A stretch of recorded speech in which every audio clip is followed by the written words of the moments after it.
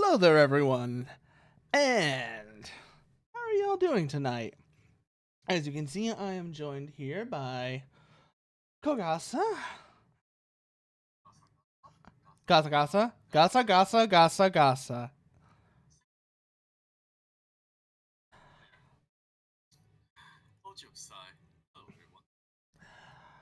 We're having a look at a TRPG that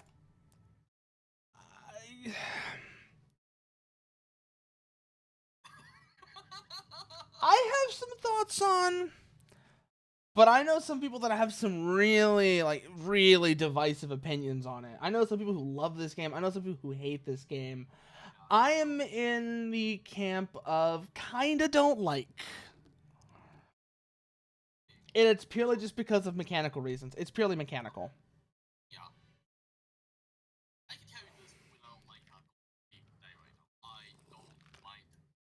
Yeah.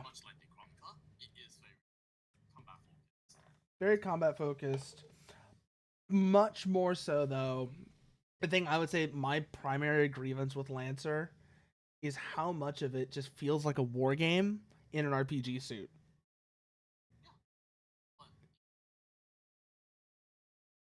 Yeah. Yeah, that is. You're exactly right. That is its selling point. And in so many ways, I feel like this. I'd rather just play this like a war game.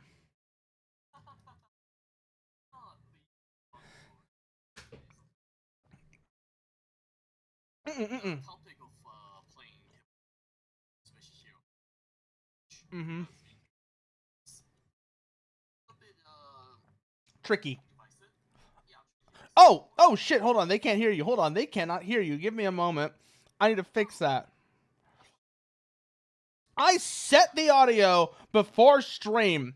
You're fucking kidding me. There we go. Testing. There we go. Now you're showing up. OBS was like, OBS does things. Don't worry about it. Yeah. But yes, hello everyone. Yes, this is Kogasa. Gasa.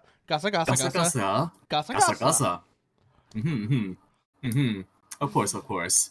But anyways, what we were saying is, like I said, I am. My thing with Lancer is, it feels like a war game that's pretending to be an RPG. But I don't hate it. It's just that if I was gonna play it, I'm gonna play it. You're gonna notice I'm not gonna be like really engaged in a lot of the character elements because I tend to think of it more as a war game. Mm-hmm. There are still ways to engage with the system in character way. Yeah. But you have to take a slightly different approach from other tabletop role-playing games, is what I feel. Mm-hmm. On top of that, right? The culture of doing tabletop role-playing games here on Twitch or on YouTube or even Nicologa, the action of streaming your tabletop role-playing game session here in our platform has a little bit of a culture going on for it, which Lancer doesn't really fall into. Yeah. The style of play for Lancer and a little bit for Necronica generally doesn't fall into the whole we will play heavily in D&D 5e type of approach that these are both very combat heavy systems that are very focused on that, where the mechanics outside of combat are very sparse. So there's not a lot to engage with outside of combat, which even more so in Lancer because of the fact that it uses a map system, I think is one of the reasons why a proper like grid map system is what leads to like my feelings of this feels more like a war game than an RPG. I mean, even D&D uses a grid. It's just not the grid is square instead of pixels. But even then, D&D has more fleshed out mechanics outside of combat. I love how that just killed you. 5e was a fucking skill system. Yeah, totally is. Yeah, fuck you too, buddy. But am I wrong with regards to older editions? I'm not sure. That's the thing, right? Yeah. In regard with the older systems, you don't have, knowledge of underwater basket weaving. Sure, okay, that's the last for Lancer. Maybe. But if you compare this with 5e, I don't know what to tell you. Fuck 5e. Yeah, no, 5e is really. Lancer doesn't have much outside of combat. 5e have a say that pretends that they have something outside combat, but they really don't. Yeah, no. What? Okay, I'm sorry. I'm sorry, Parasitus. I'm trying to parse that message, that posted, that what you just said right there. I feel like there's a really big typo in that. The end do you have? Because that's really not true. Yeah, I think I get what you're trying to say, but I sort of understand. Yeah. Yeah. The thing with a lack of outside of combat system, it's just in a lot of table role-playing games. Yeah. We can talk about honestly, for how LANCER. overall lightweight it is, this is one thing that, and I know, funny bringing this game up, I have to say, Ventangle tries. Ventangle has a lot of fun stuff you can do outside of combat, and there's even a whole entire book dedicated to, doing that adventure in town. Yeah. Oh yeah, Kamimachi Street. That did come out. That's so right. That exists. Yeah. Well, Machi, right, the street part, right, you can have different interpretations. Street in Japanese can also mean town. Yeah. So, whatever. But yeah. But yeah, regardless, the thing there really is that it makes an attempt. It has the whole entire DLC. That's pretty good. Yeah. But like you said, like 5e is not great. Like 5e is, like you said, it kind of. Have you tried rolling athletic check? Honestly, what I say is like other TRPGs that have more outside of combat mechanics. I'm thinking of things more like the old World of Darkness games. I'm thinking of Pathfinder, which is okay. Yeah, Pathfinder's outside of combat stuff is as much as you want to invest into it. Yeah, especially with second edition. Yeah, no, but generally this is somewhere that I feel like Lancer kind of falls off, relatively speaking.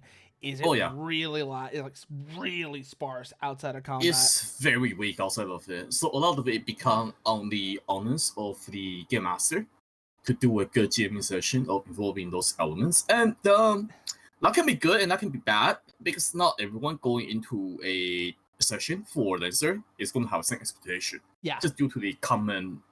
And that's what I'm saying, like, when I remember, like, hey, Merceau's right here. He was actually the person when I played Lancer, like, a year ago, specifically No Room for a Wallflower. Oh, right. I heard of that scenario. It's the default one where you deal with the Equitarian, right? Mm-hmm. Yeah. We got about halfway through before it fell apart, I think. I actually have never actually even looked into it. I just know of it from the various discussions. Yeah. But I was looking up if there are aliens in Lancer. Turns out, yes, there is. Yes. Yes, we're talking about Lancer, Merceau. We are talking about Lancer. Interesting. Parasitus, we can talk later about that because I have a lot of studies. Like I said, that was my main frustration with Lancer, Merceau, is it really did feel sparse out of combat. And if there are supplements that resolve that, that's really good to know. That's actually really good to know. I always just felt kind of lost while playing Lancer because it feels like there's a lot of things going on at once. And it takes a minute to parse that, you know? It takes a minute to process that. Which is funny because I play Armored Core for Answer. Which is really fucking funny because Armored Core for Answer is just as bad about that, and I have no problem playing that game. I wonder. It's almost like having a heads-up display does something. Blazing. Oh, similar to Blazing Dark. I have been wanting to look at Blades in the Dark as well, actually. Yeah, no. I need to look into Blazing Dark at some point as well, since a fellow friend of ours Hal like it a lot. Yeah, Hal likes it a lot. Oh my god. I didn't know if I should mention a VTuber on your channel, but hey, I mean, here's the thing. I talk about other VTubers all the time. Same. Unfortunately. Yeah. We won't get into that, though. Oh, no, I mean, I'm totally not watching Hal right now. Yeah. Well, doing the cold. Yeah. No. But anyways. We've been spending all this time talking about looking at the cover. Let's actually get into the damn book. It's fun. This is fun. Module is funny. Yeah, no. I have some thoughts about Battle Group, particularly just I don't like the way it frames itself. But if I had a closer look at it, my opinions might be adjusted. What's Battle Group? Battle Group is a supplement for Lancer that focuses on like the orbital naval combat. Orbital naval, okay. Yeah. Like I said, I'm not that big a fan of the framing of it, but like I said, maybe if I took a closer look at it, it would have changed things. I'll add to the conversation going on right now. Lancer is very different from Pathfinder 2nd Edition. Yeah. In a way that they handle a lot of things. They both have their like advantages, like their pros and cons. It's very different from like as someone that's played Pathfinder for like a lot of years, so I can tell you. Yeah. They're both great in their own ways. They both have their little advantages going on with them. So that's the combat. Let's see here. On content, discomfort, and Lancer. Lancer takes place in a setting recovering from millennia of cruel, chauvinist rule, fascist for imperial Earth First ideology that had little time, space, or care to acknowledge beings or perspectives that read counter to their didactic tyranny. We want to acknowledge that many phenomena are touched on and are not simply fantasy or interesting devices. Their inclusion is by no means a flippant choice intended to read as an endorsement or idle thought. We think it important to acknowledge that both Tom and I are, oh god, I get why they're putting this here, but I always also kind of just feel I get a little fatigued at this, you know what I mean? This makes me understand where certain people that we mentioned earlier are coming from. Yeah. It's this feeling like you have to apologize. Yeah, that's kind of where the fatigue comes from. So you look at it, you feel like, it's like, it feels like you're apologizing for existing. And which is bad. Yeah.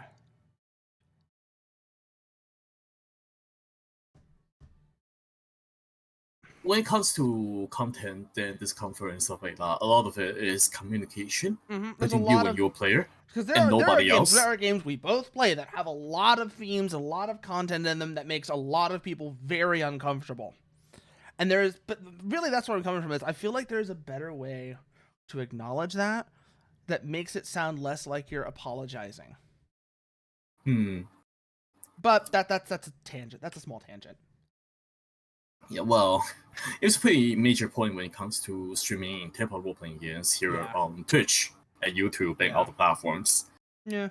I don't feel like this is a good common ground to reach in the first place. Rather, the better common ground would be one where the game master and the players take their time to go through points rather than having this blanket statement that just feels like it really like instead of this sort of blanket statement, make it more the emphasis of the consensus between the GM and the players. Make it more about emphasizing there needs to be that discussion about what's going to be in this, what themes are going to be present, what the content, what the session is going to be like, what are people's no-goes. I would feel a little bit happier if they tell you that the focus should be on like your player group rather than the whole we apologize for touching those topics. Absolutely. Like you did. Yeah, for me, it's like a matter of what you did. You did it anyway, so what's the point of apologizing? It's like, instead of apologizing for it, you should acknowledge it. It's there's a way to. I feel like there's a way to acknowledge it without feeling like you're apologizing. But that, like I said, that's getting into the weeds. That's getting into the weeds and getting on tangents. Let's see here. Getting started. Introduction. It's 2016 year. War was beginning. In AD 2101, war was beginning. Now, let's see here. An exceptional pilot among already exceptional peers. You live in a time where the future hangs as a spinning coin at the apex of its toss. So, honestly, do you know what in some ways Lancer reminds me of that you could kind of frame it as? You could frame it as a lot of like, Warhammer, how they always talk about the dark age of technology and its lore. Lancer feels like it could be kind of thought of as what that age was like. Interesting. Where things are at their sort of zenith, right? Things are at their as good as they're going to get. With Lancer's technology, right? I always had it. Where did the technology come from? Type of deal. Yeah. I always kind of felt like but at the same time, I always felt like, in some level, it's not entirely relevant. isn't, but the fact that it came from somewhere is good fertile ground for role playing. Yeah. It almost felt like there's a God of Gap concept in the Lancer. Yeah. Just a little bit. Because things were advancing like outside of Yeah. In the background, but like really fast. Merceau just said a lot of stuff is kept intentionally vague, so that in no particular part, so that they can introduce. Let's be frank here. It's so they can introduce new shit and be like paracausality and not have to worry about explaining it. Because I've said this before. At a certain point, as a writer, you have to be able to just say it just works. You don't need to explain everything, otherwise you're gonna just write yourself in circles.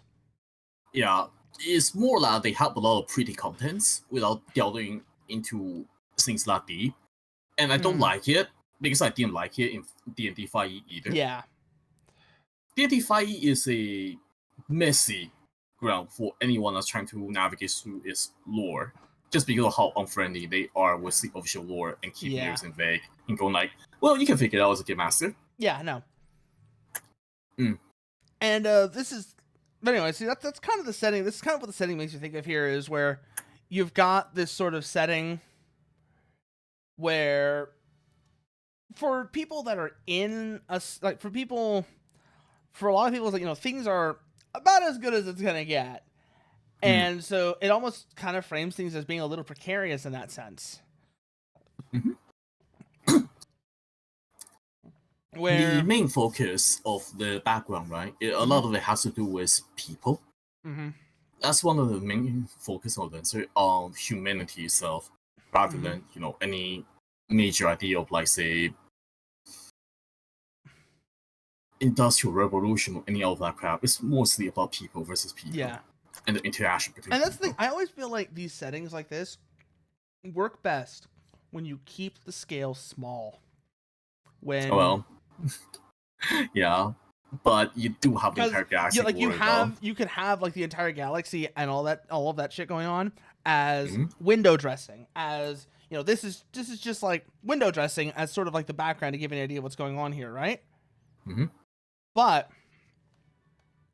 the things the players need to care about should be kept small in scale. It's like, what's going on in this one conflict on this one planet. Everything else is just window dressing. That I feel like any sort of setting like this, that should be the biggest. That should be like the main rule, is until you really get to know people who you're playing with, and even after you do, unless specific circumstances arise, keep the scale small.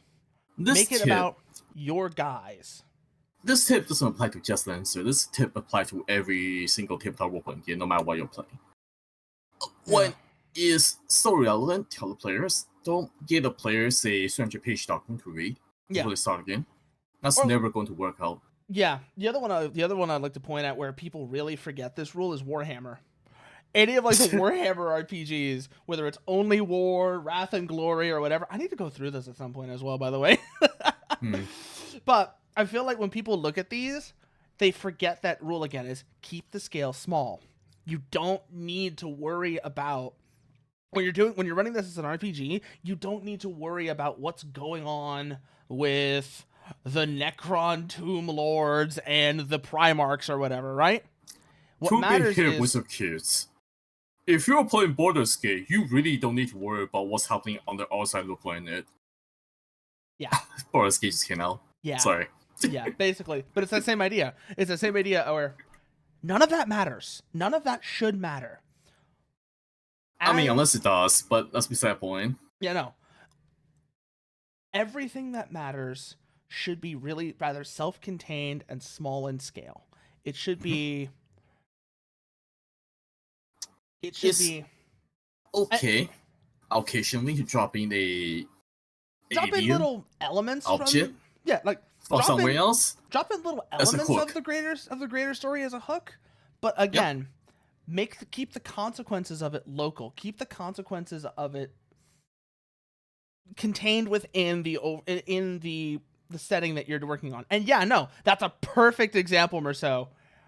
All of this entire, like, that's a great way of, like, Was that Dude's Rock? I forget, because I know you've mentioned the Shadow. Was it like was it Shadowrun or another RPG you mentioned where you literally called Dude's Rock, and it was basically about the player characters, like a bunch of were just like the most.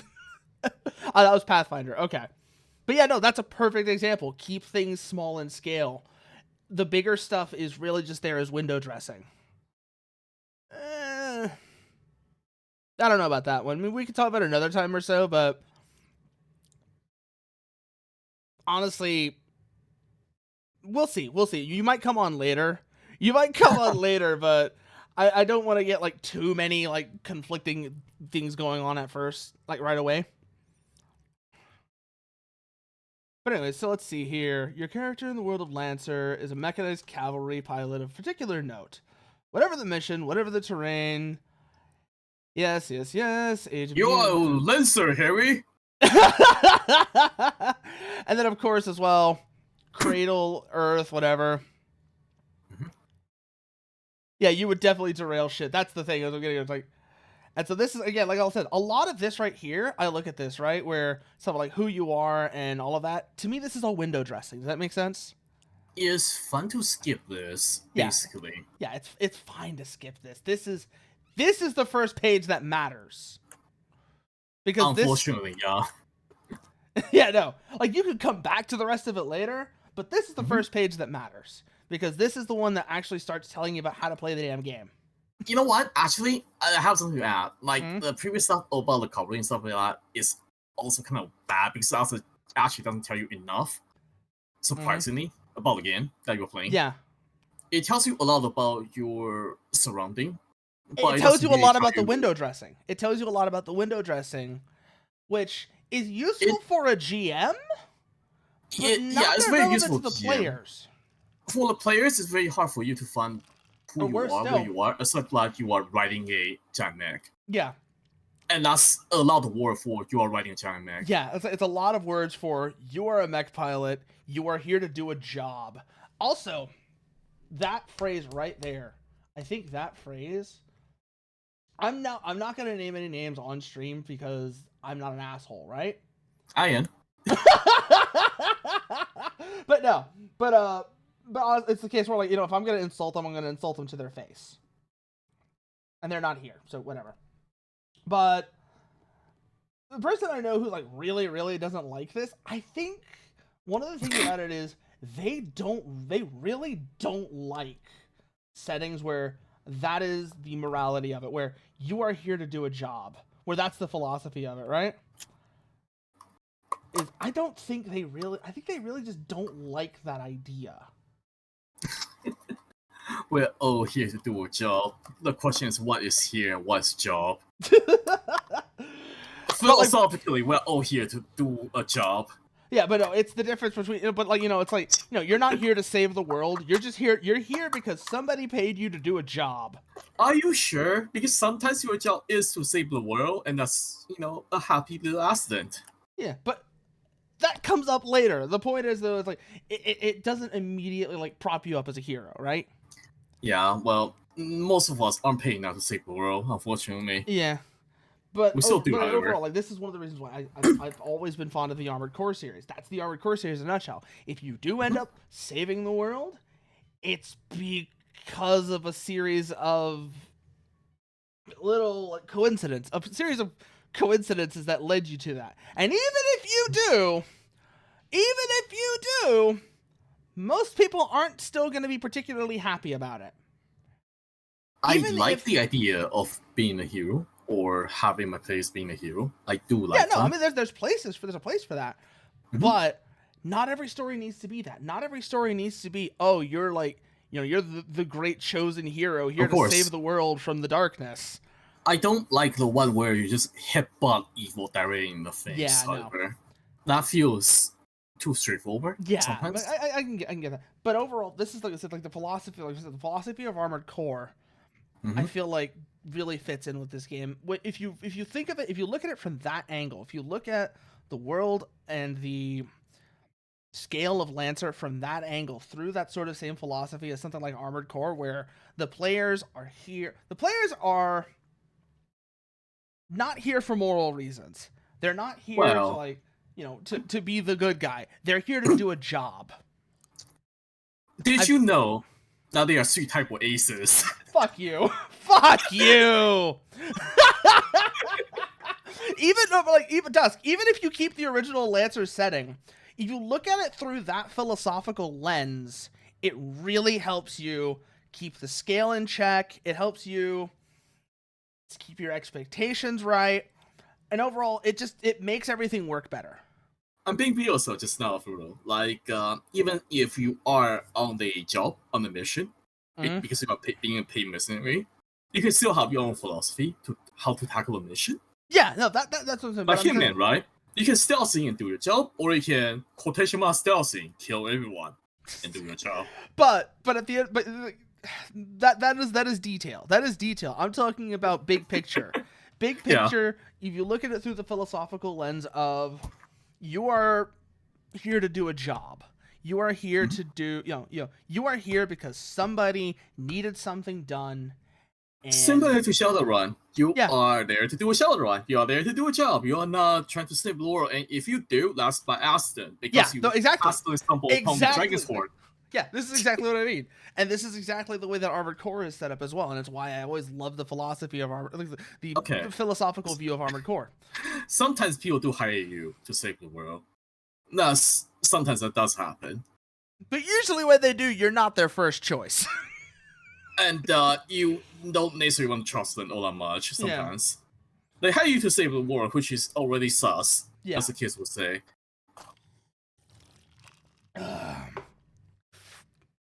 But that's just the philosophical bedrock that philosophical lens that I would kind of recommend looking at something like Lancer through. Is morality is... I mean, there's definitely hundreds of ways to run it, and the author seems to have a pretty. I don't want to say morality is irrelevant. I don't want to say morality is irrelevant because that's not quite it, right? The point is that giant robots are not just there because it's a toy. Yeah.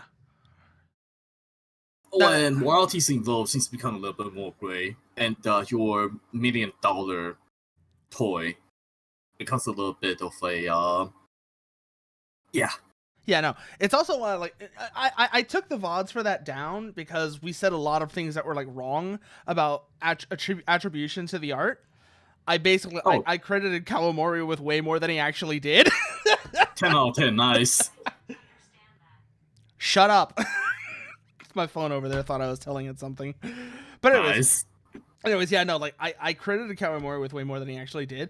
But a lot of the ideas that I still espouse I still mention with regards to Armored Core and how its mecha design plays into that. I know I'm gonna keep coming back to Armored Core. It is my point of reference when it comes to mecha.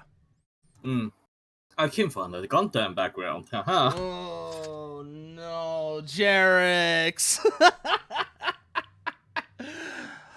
You forgot to name the song.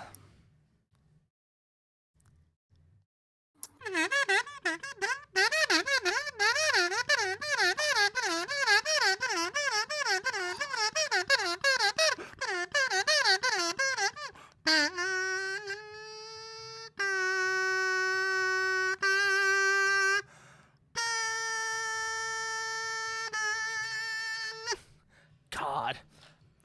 But anyways, it's... What the fuck was I saying before I got interrupted by the Kazoo Redeem? I don't remember. God damn it. Listen, my memory these days is really philosophical bad. Lenses, that's what it was. Sure. And also how like the mecha design of Armored Core kind of reinforces that philosophical lens.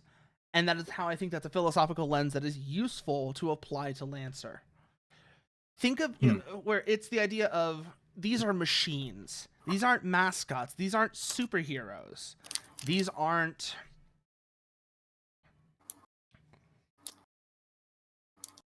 I don't want to say...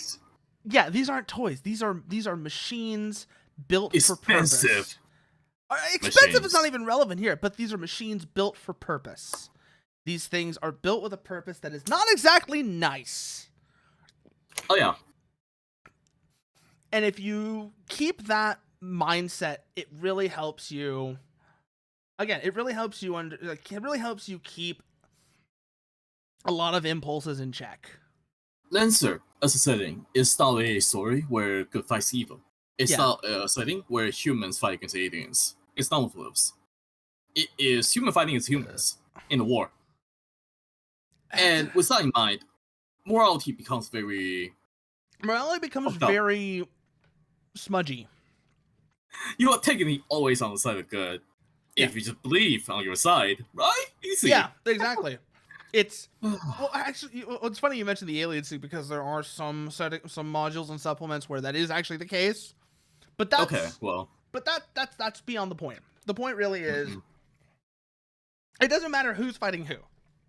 The morality is always going to be very smudged, very smudged, very gray. There's going to be a lot of little nasty question. To run it well, you should provoke players into thinking, like, what type of aces do you want to be? Testing their conviction. That's, I guess, what it's like. Testing their convictions. That's the phrase I was looking for. It's like, you should at least to some level be testing your players' convictions, if you will. Whether or not that you want to shoot right now, really want considering to do that there are civilian potentially in the blast zone, or a better one is like that. Things where it tests their convictions. Now, testing their convictions does not always mean that they change their mind. They might double down on it, for example. So it shouldn't be like, okay, so you're trying to test their convictions to change their mind. It should basically be It should be provoking the players to make meaningful decisions. Yes. Whether it's from RP or from shooting a laser rifle at a bunch of civilians, you are making the players make a decision. And that's what you might make it. One way of doing that is, let's say those civilians, right? Let's say you have a player whose thing is they're always like really concerned about civilians, right? And they are not gonna shoot unless. What if those civilians literally? I'm trying to think of a good example of a situation where you would have civilians and somebody that. In Super Global War, right? Yeah. Mazinger had a scenario, one of the mission, where he had to deal with people being turned into white bombs. And that type of mission where you have to worry about people, as Mazinger, being turned into bombs. And actually, no, I just thought of another good example. I just thought of another good example of this. And that is, let's say your employer isn't exactly the most savory of parties, right? Let's say your employer is about... Let's just say your employer is someone who engages in some really unpleasant practices, right? For example, let's just say slavery, right? They Shadowrun. Yes, Shadowrun. And let's say that you know these civilians, you know what's going to happen to these civilians after you go through, right? And you know it's not going to be pretty.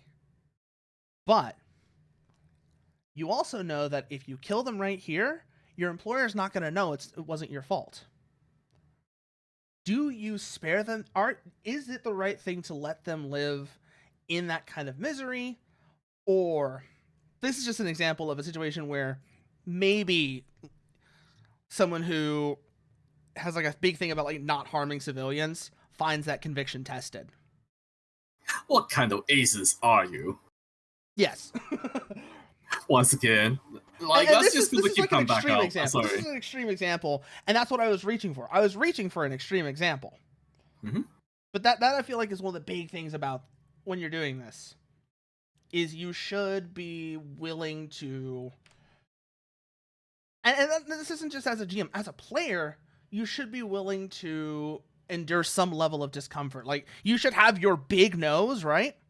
Like, I will not deal with this thing, right? Still, right? I think of this should be something that's talked about between the game master and the player. This is what I mean by consensus, right?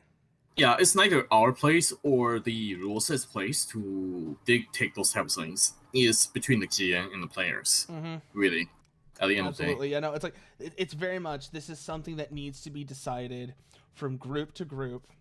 And in some cases, even from session to session. Funny adventure. Yeah. Some groups will only want a funny adventure, and some groups will only want to be giant robot fighting against kaijus. Yeah. And those are valid in their way of playing. And there will be some groups that want to run this game like Shadowrun, and some groups that want to run this game like Paranoia. And those are also valid, but please play Paranoia instead. It's funny that way. Yeah, so like I said, that was just an extreme example. And I know, like, that was just, I was reaching for an extreme example of of trying to make a somewhat difficult situation there, where for whatever reason you are faced. It's not slavery. It's economy. Yeah, no, but it was just an extreme example of what I'm talking about, where of testing convictions. Is it really slavery if you can't even pay your rent? It's not slavery. It's just like you are not making enough money, you see. Yeah. So you can't even move away from your position. No. Yeah, but this is what I'm getting at, though, is... I guess this is what I mean by saying, like, on some level, regardless of whether or not it's going to come up in that particular group or that particular session, I feel like you will be in a better position if you have some yellow lights as opposed to everything being a green light or a red light. Which is really not the current trend of typical role-playing games. Yeah. Unfortunately. It's very hard for people to go, like, somewhere between, like, we could try exploring this topic. But we have to be careful about it. Yeah. This is where tools like S-Card became very useful, but S-Card is very hard to do on stream. Yeah. But overall, like you said, that is one of the unfortunate trends with tabletop role-playing games, where everything is either I won't touch this, I won't talk about this at all. Or... It is very good to have those type of things. Yeah, that's what I'm saying. I feel like there needs to be red lights, there needs to be green lights, but there also need to be yellow lights. There needs to be things where it's like, I'm willing to do this, but it has to be done carefully. Yeah. And there are some cases where it's just a little bit too extreme. Yeah. There are players who will not have tongue guards in a fantasy game. Because they have bad experience with police in real life. Yeah. And they conflagrate the difference. They conflagrate differences between tongue guard and police in real life, and think of them as the same thing, which doesn't work out that way. That's another thing I find is really annoying with a lot of people, is they're not willing to assert themselves on, they're not willing to do something until it gets really bad, and then they blow up. They don't nip it in the bud early. Yeah, like that? I'm trying to think. Do I do that? I do go along with things I'm uncomfortable with, but I usually just go like, okay, whatever. No, let's think about it. But no, what I'm talking about is where, like, you're uncomfortable with it, but you go along with it, and then after going along with it for a long time, then you finally, you explode. I say this is what you explode. I get it. You aggressively. It's like you need to have the confidence to say no early. No. All of this can be boiled down to this. Please communicate between GM and players. Yes. Please, all of you. Yes. Oh God. Yes. We spent about 40 minutes talking about this single point. Basically. Yeah, no, I know we are. Let's actually talk about the damn mechanics now. Yeah. All right. It's very simple. Talk with your fucking players, Game Masters. Talk with your goddamn players. Yeah, no. It's not hard. Well, it is, but do your best. Yeah, no. But overall, I am very big on moral gray areas, and I think a lot of that comes from my background with the Armored Core series. And I feel like, and not just the Armored Core series, another series that I know does a great job of exploring those moral gray areas and fringes, the Yakuza series. The Yakuza series is incredible about that, and I feel like that's something more people need to be willing to look at. Are those fringes, those edge cases, those gray areas. Let's see here, though. Lancer makes... this is... Okay, so first of all, dice types. Oh, Stalker is excellent about that, Jerix. Stalker is excellent about having those fringes and those gray areas. Because remember, every Stalker that's in the zone is there illegally. But the things in the zone are so valuable to society that, in some ways, society wouldn't be able to function without the artifacts the Stalkers bring back out, right? And as a result, despite the fact that their presence is illegal and there should be nobody there, that presence is tolerated as long as they don't make too much noise. I need to read Roadside Picnic, Jerix. I need to read Roadside Picnic at some point. But I haven't. It's been hard for me to read books lately for whatever reason. Have you ever had that? Have you ever had that kind of moment, Kogasa, where it's just like hard for you to sit down for any sort of extended period and read a damn book? Nope. I read for 18 hours per day before I became a VTuber. I don't know what you're talking about. I have a problem with reading too much. Oh yeah, so no. The opposite. Always. Yeah, no. So I'm very much the same. That's generally how I do books nowadays. Is audiobooks as well. Audio is so slow, so I can read at a speed of like about 3 to 10 times faster in audio, depending. It's not about the speed, Kogasa. It's the fact that you have to sit there and read the damn thing. And for whatever reason, I get really. I know this is a me problem. Okay. I get it. No, I'm kidding. But it was like I get really jittery and it's that executive dysfunction, I think, is what the best way to describe it. But so yeah, no, big things here. Grid-based, everything's based off of grids. A lot of that, we talked about that earlier when I was talking about how a lot of the gameplay mechanics of this game feel very wargamey. Well, it is a mech game. Yes. And mechs are all about war. Yeah. Also, I think a lot of people don't appreciate how difficult it is to make something involving mecha feel distinctive. They really don't appreciate how hard it is to make it feel like, yeah, this isn't just a guy running around. This is a big, like, 30-foot machine running through, stomping its way through terrain. That's hard. That is hard.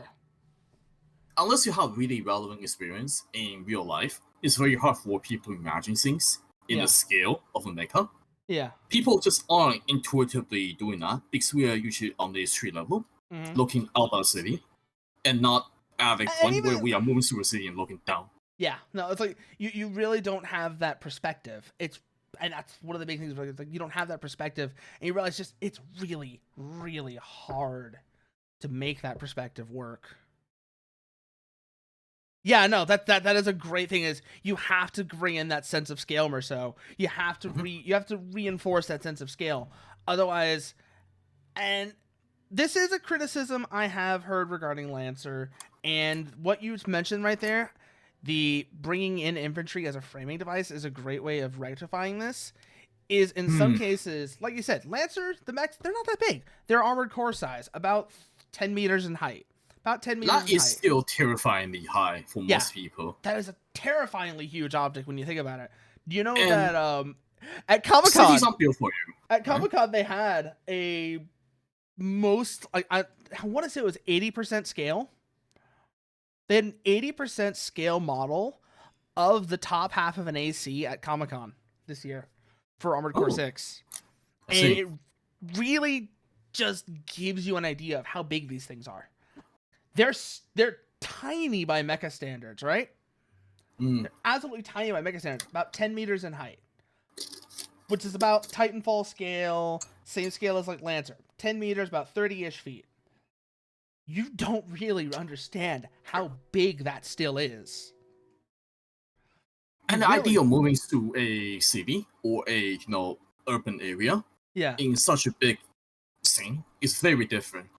If you're a professional soldier, like you drive tanks as well, and you have rather than training, you might have better appreciation of it. But if you're familiar with armored vehicles or any sort of large vehicle like large trucks, armored vehicles, any of that stuff, you're gonna have get a little bit more appreciation for it. Yeah, more perspective. You're gonna have a little bit more perspective, a little bit closer perspective. But fundamentally, we as mundane people really don't understand the skill which make us operate at, and that's the challenge. And that is the challenge, and that is really the challenge of Game Master. The Game Master has to reinforce players. But the Game Master in particular, it really helps if the GM reinforces the scale. If you reinforce the fact that you are not just a guy running around on foot in a big suit. Yeah. Oh, that's the other thing. You know what is one of my biggest criticisms? This is going to be like a tangent here. One of my biggest criticisms of early pre-Gundam mecha anime, of like robot anime, so much of it just felt like a guy wearing spandex. I mean, it is true. Yeah, no, like it's one thing for Tokusatsu to do that because they're fundamentally limited by the resources they had, right? For like anything live action. Anything live action, I get it. The limitations of the technology, the limitations of what you can actually build, right? But animation is different. Animation is, you have a lot more freedom to work in. Sure, you have the budgetary and time constraints, but you should at least make an attempt to sell the scale of what you're doing. And I don't feel like a lot of robot anime did a good job of that before Gundam. The problem is really just a matter of like evolution on the narrative. As a literary device, anime and stuff like that took time to evolve. People weren't fully exploring the idea of what being a mecha is until they really delve in really deep. Gundam was a turning point because it was taking the idea of mecha seriously. Yeah, the other thing as well is, remember I said before about the difference between a machine and a mascot? Yeah, I know. Oh, I fucking adore that right there, Merceau. So, I'm coming back to this because I mentioned this elsewhere. There are two ideas that I've had recently. And this is this doesn't like define everything, right? But there are two ideas I've had recently. One I call the machine mascot axis, right? Basically, on a sliding scale of a mecha design, where does it land on relatively speaking, is it more like a machine or more of a mascot, right? But then this is another one. And I originally saw this as somebody listing them off as like 3 distinctive archetypes. But if you ask me, you can't neatly put, almost no mecha design neatly fits perfectly into one of these 3 archetypes. So let me go grab this for you because we're going to need this as a little bit of perspective here. I know, tangent. We were talking about a tabletop RPG. There are 3 types of aces. And now we're talking about mecha design again. So this is how it started, right? I saw this, but I don't like this. And the reason I don't like this is because of two things. One, it acts like it really reduces it down to like you're trying to like neatly fit various mecha stuff into mecha franchises, mecha designs into one of these 3 archetypes. But really, a lot of the time, it feels like a lot of them are actually in the sort of in-between spaces, right? A lot of them are in these really aren't neatly in one of these archetypes. They're somewhere between at least 2 of them. For example, this person talks about Armored Core and how Armored Core is, it's this archetype, and then it became this one. Not really. It's more, Armored Core has always lived at an in-between point between the soldier and samurai archetypes. It's always been somewhere in the middle between these two. It's always been sort of in a gray area.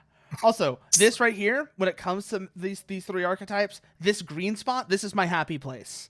This is my favorite zone of if you will, of mecha design archetypes.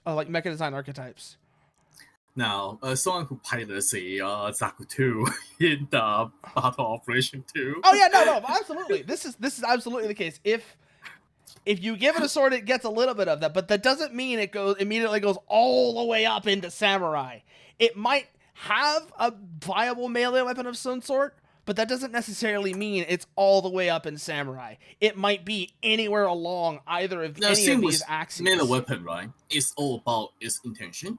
If you have something like on the death side, like, that's very samurai. If you have a heat axe as a tool for breaking and breaching, that's very different. That's very soldier-y. That's very melee weapons functionality becomes a topic of contention. Yeah, if melee weapon by itself doesn't define. Yeah, is it something that gets used in like these like flashy moves? Or but this size, holy shit. Yeah, like is it something that gets used in like these like flashy, elaborate moves, or is it something that gets used on an almost tool-like fashion? Disclaimer before anyone can tell me, I do love Gundam Death Scythe. I just think it's very unnecessary. It's very silly. no hate for Death Scythe. It's just silly. I do love it, but you know. Oh yeah, no. Also, Verso, both on this triangle and the machine mascot axis, I use the RX-78-2 as the arbitrary center point. I put it at the center. I arbitrarily put it at the center of that graph. I arbitrarily put it at the center of that graph where it is. I would put the RX-78-2 like in the middle of the triangle. Everything connecting to it as a sort of center point, and it's also the midpoint between being a machine and a mascot. So that's kind of how I think about mecha designs there. Oh yeah, no, definitely, Jerix. That's the thing. Because you are building your AC, because you are doing all of that, you cannot. That's one of the reasons why you cannot put something like Armored Core entirely in one of those archetypes. It doesn't fit perfectly and neatly into one of those archetypes. With Lancer, we have various amount of mechs from different companies. We'll go into that later, probably. Yeah, we'll get into that actually. Right, we'll get into that in a moment. Actually, they can fall into different areas very easily. Some of them are very tank-ish. Some of them are very samurai-ish. Yeah. For example, the Harrison and Kidu.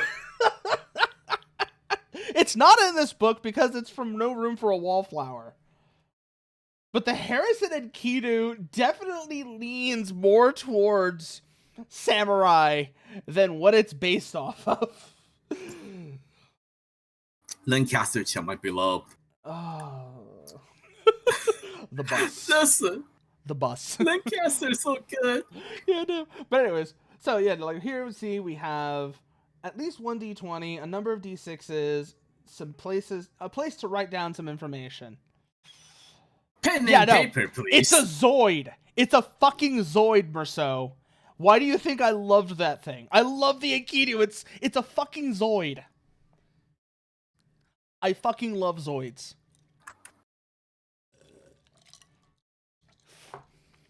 It's always kind of weird in Gundam Seed, and I don't know how to feel about that.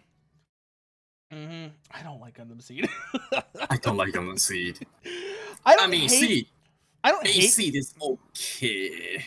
Yeah, no. Basic like original Seed is alright. It's a hesitant okay. It's a very hesitant okay. Very hesitant okay. Seed Destiny, go fuck yourself. Doesn't exist. Just pretend it doesn't exist. You'll be it's like the only part of Gundam Wing that I acknowledge the existence of is Endless Waltz. And the soundtrack. Yeah, fair. Yeah, okay, yeah. It's the soundtrack and Endless Waltz. And that's mostly just because I have like nostalgia for Endless Waltz because I watched it when I was like 6. Maybe not 6, but young, like a kid, right? I don't know how fucking old I was when it came out. It doesn't matter. My first robot was Doraemon. That's technically a robot. Oh, yeah, no. Please don't take me. This right here, I feel like this is actually a great little... This is a great little piece of advice. Is even regardless of what the actual group is going to do, what the actual group is made of, framing an idea of an ideal group size is useful. You know what I mean?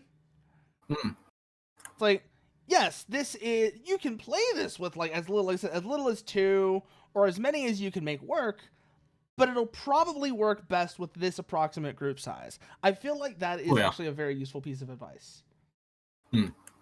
It means that one thing it really helps with is it helps break the idea of you are the great chosen hero because you are part of a group.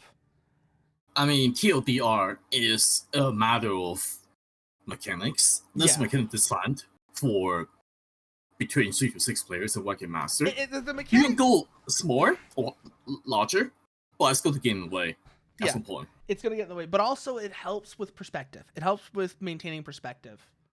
And in a setting where perspective is a big deal, which is one of the things I'm going to say, like Lancer really, that's very much the case.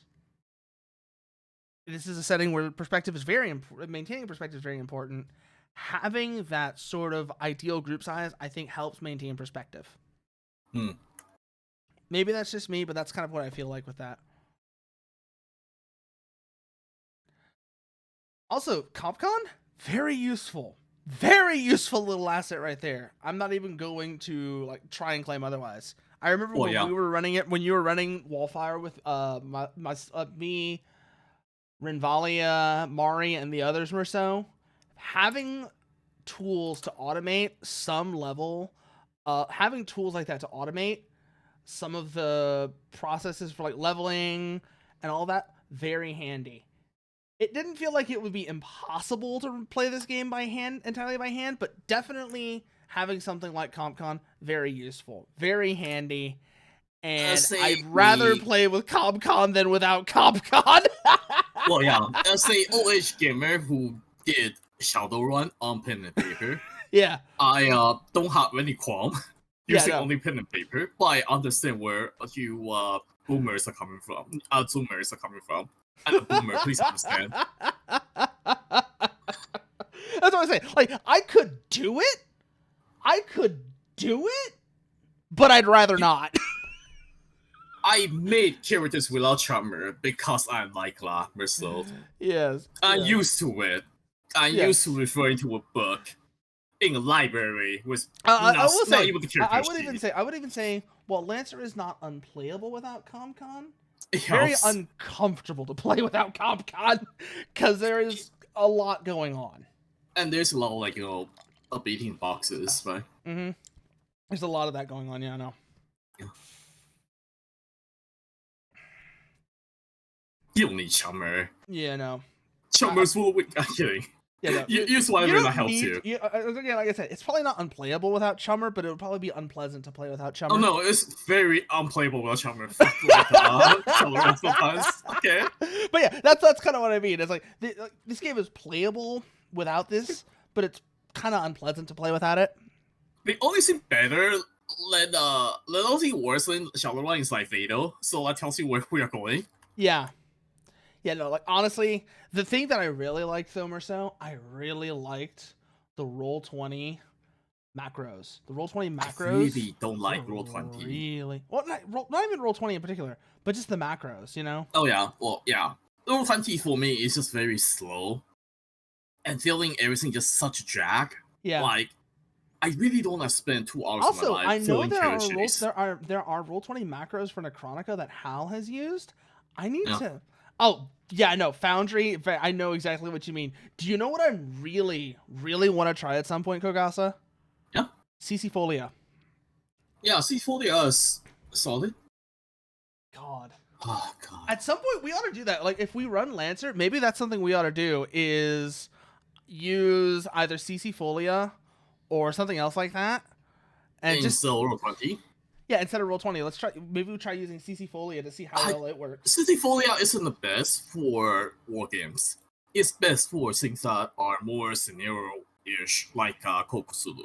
Yeah. Okay. The main support that it has. Call of Cthulhu is like. Isn't Call of Cthulhu still the most popular RPG in Japan? Yeah, for sure, definitely. Yeah. By far. By far. But anyways, yeah, that's kind of the point. They're like. It's the D&D of Japan. It's the. Why play anything else when you can play COC of Japan? And, fuck it sometimes. Yeah. But it's great, definitely. But fuck it. But anyways, yeah, no. You can also this, having this right up front, very useful. this point right here, that there's going to be detail rules that override the overall rules. That this is going to happen.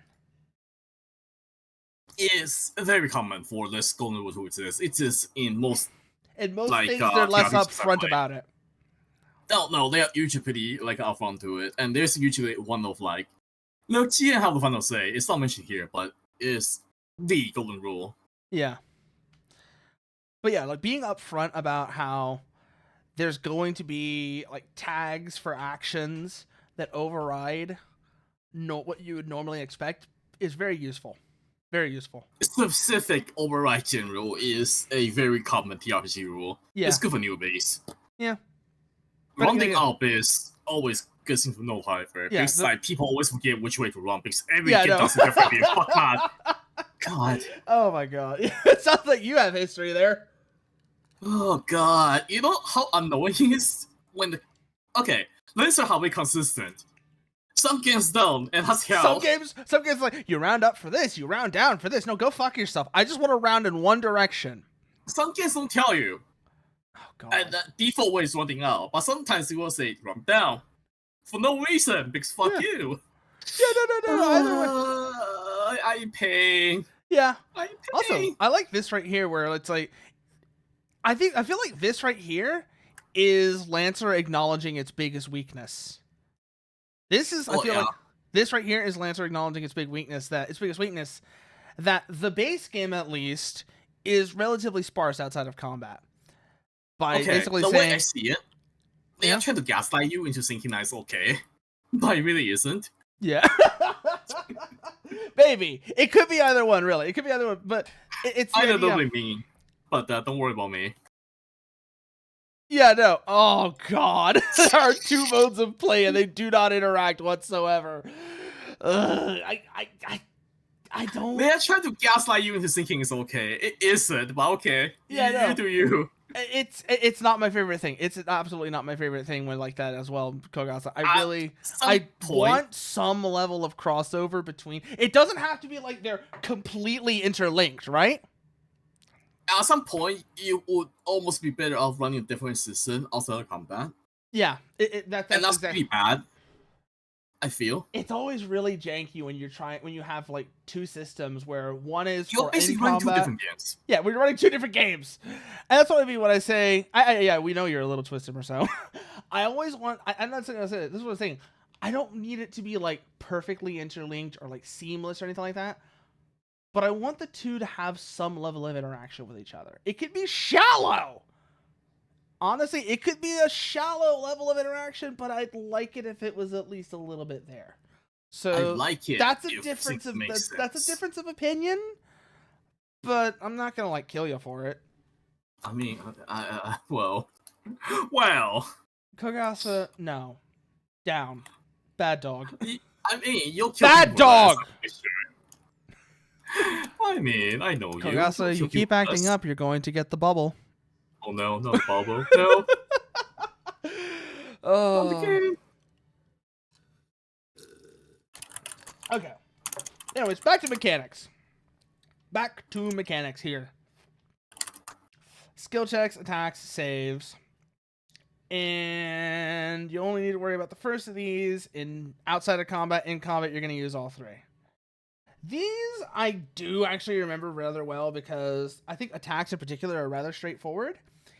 Even 10 or higher equal good. Yeah, 10 or higher equals good.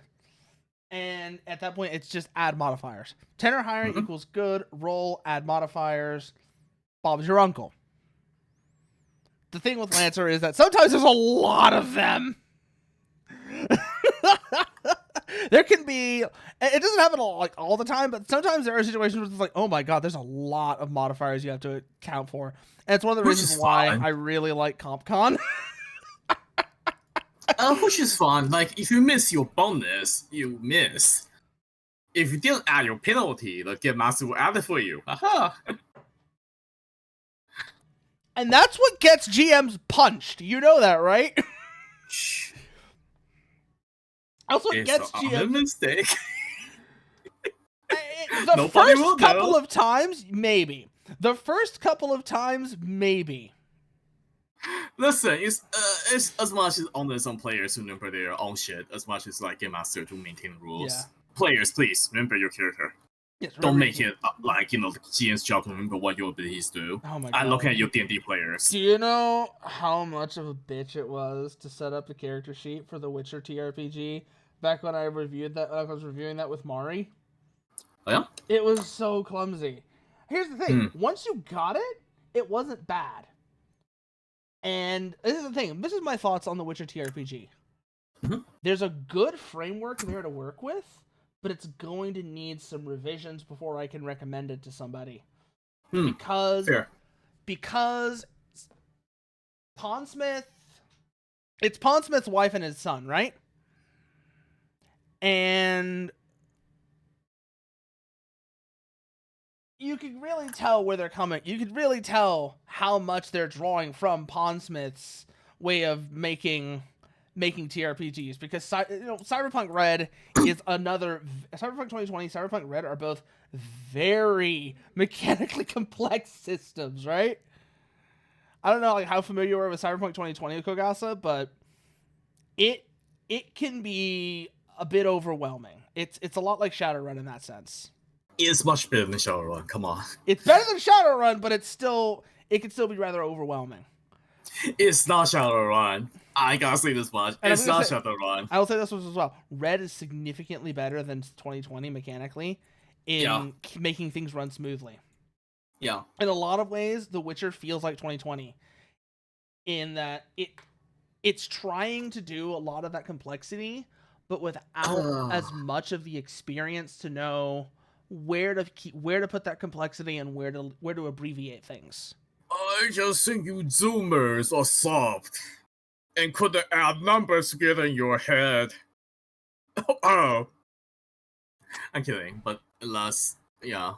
Okay, Grandpa, I got the pillow. Thank you. And my pills, and my onions, please. No, I don't think you understand what the pillow's for. The onion, I say. Anyways, yes. What I really like about the system is that it have a very simple way of applying bonuses. Very straightforward. Accuracy and difficulty. Yeah, accuracy, difficulty, and then statistic bonuses are much less. I don't want to say they don't stack. They don't stack. So they are like bonus in Pathfinder, but instead of having 3 types, you have 1 type. Yeah.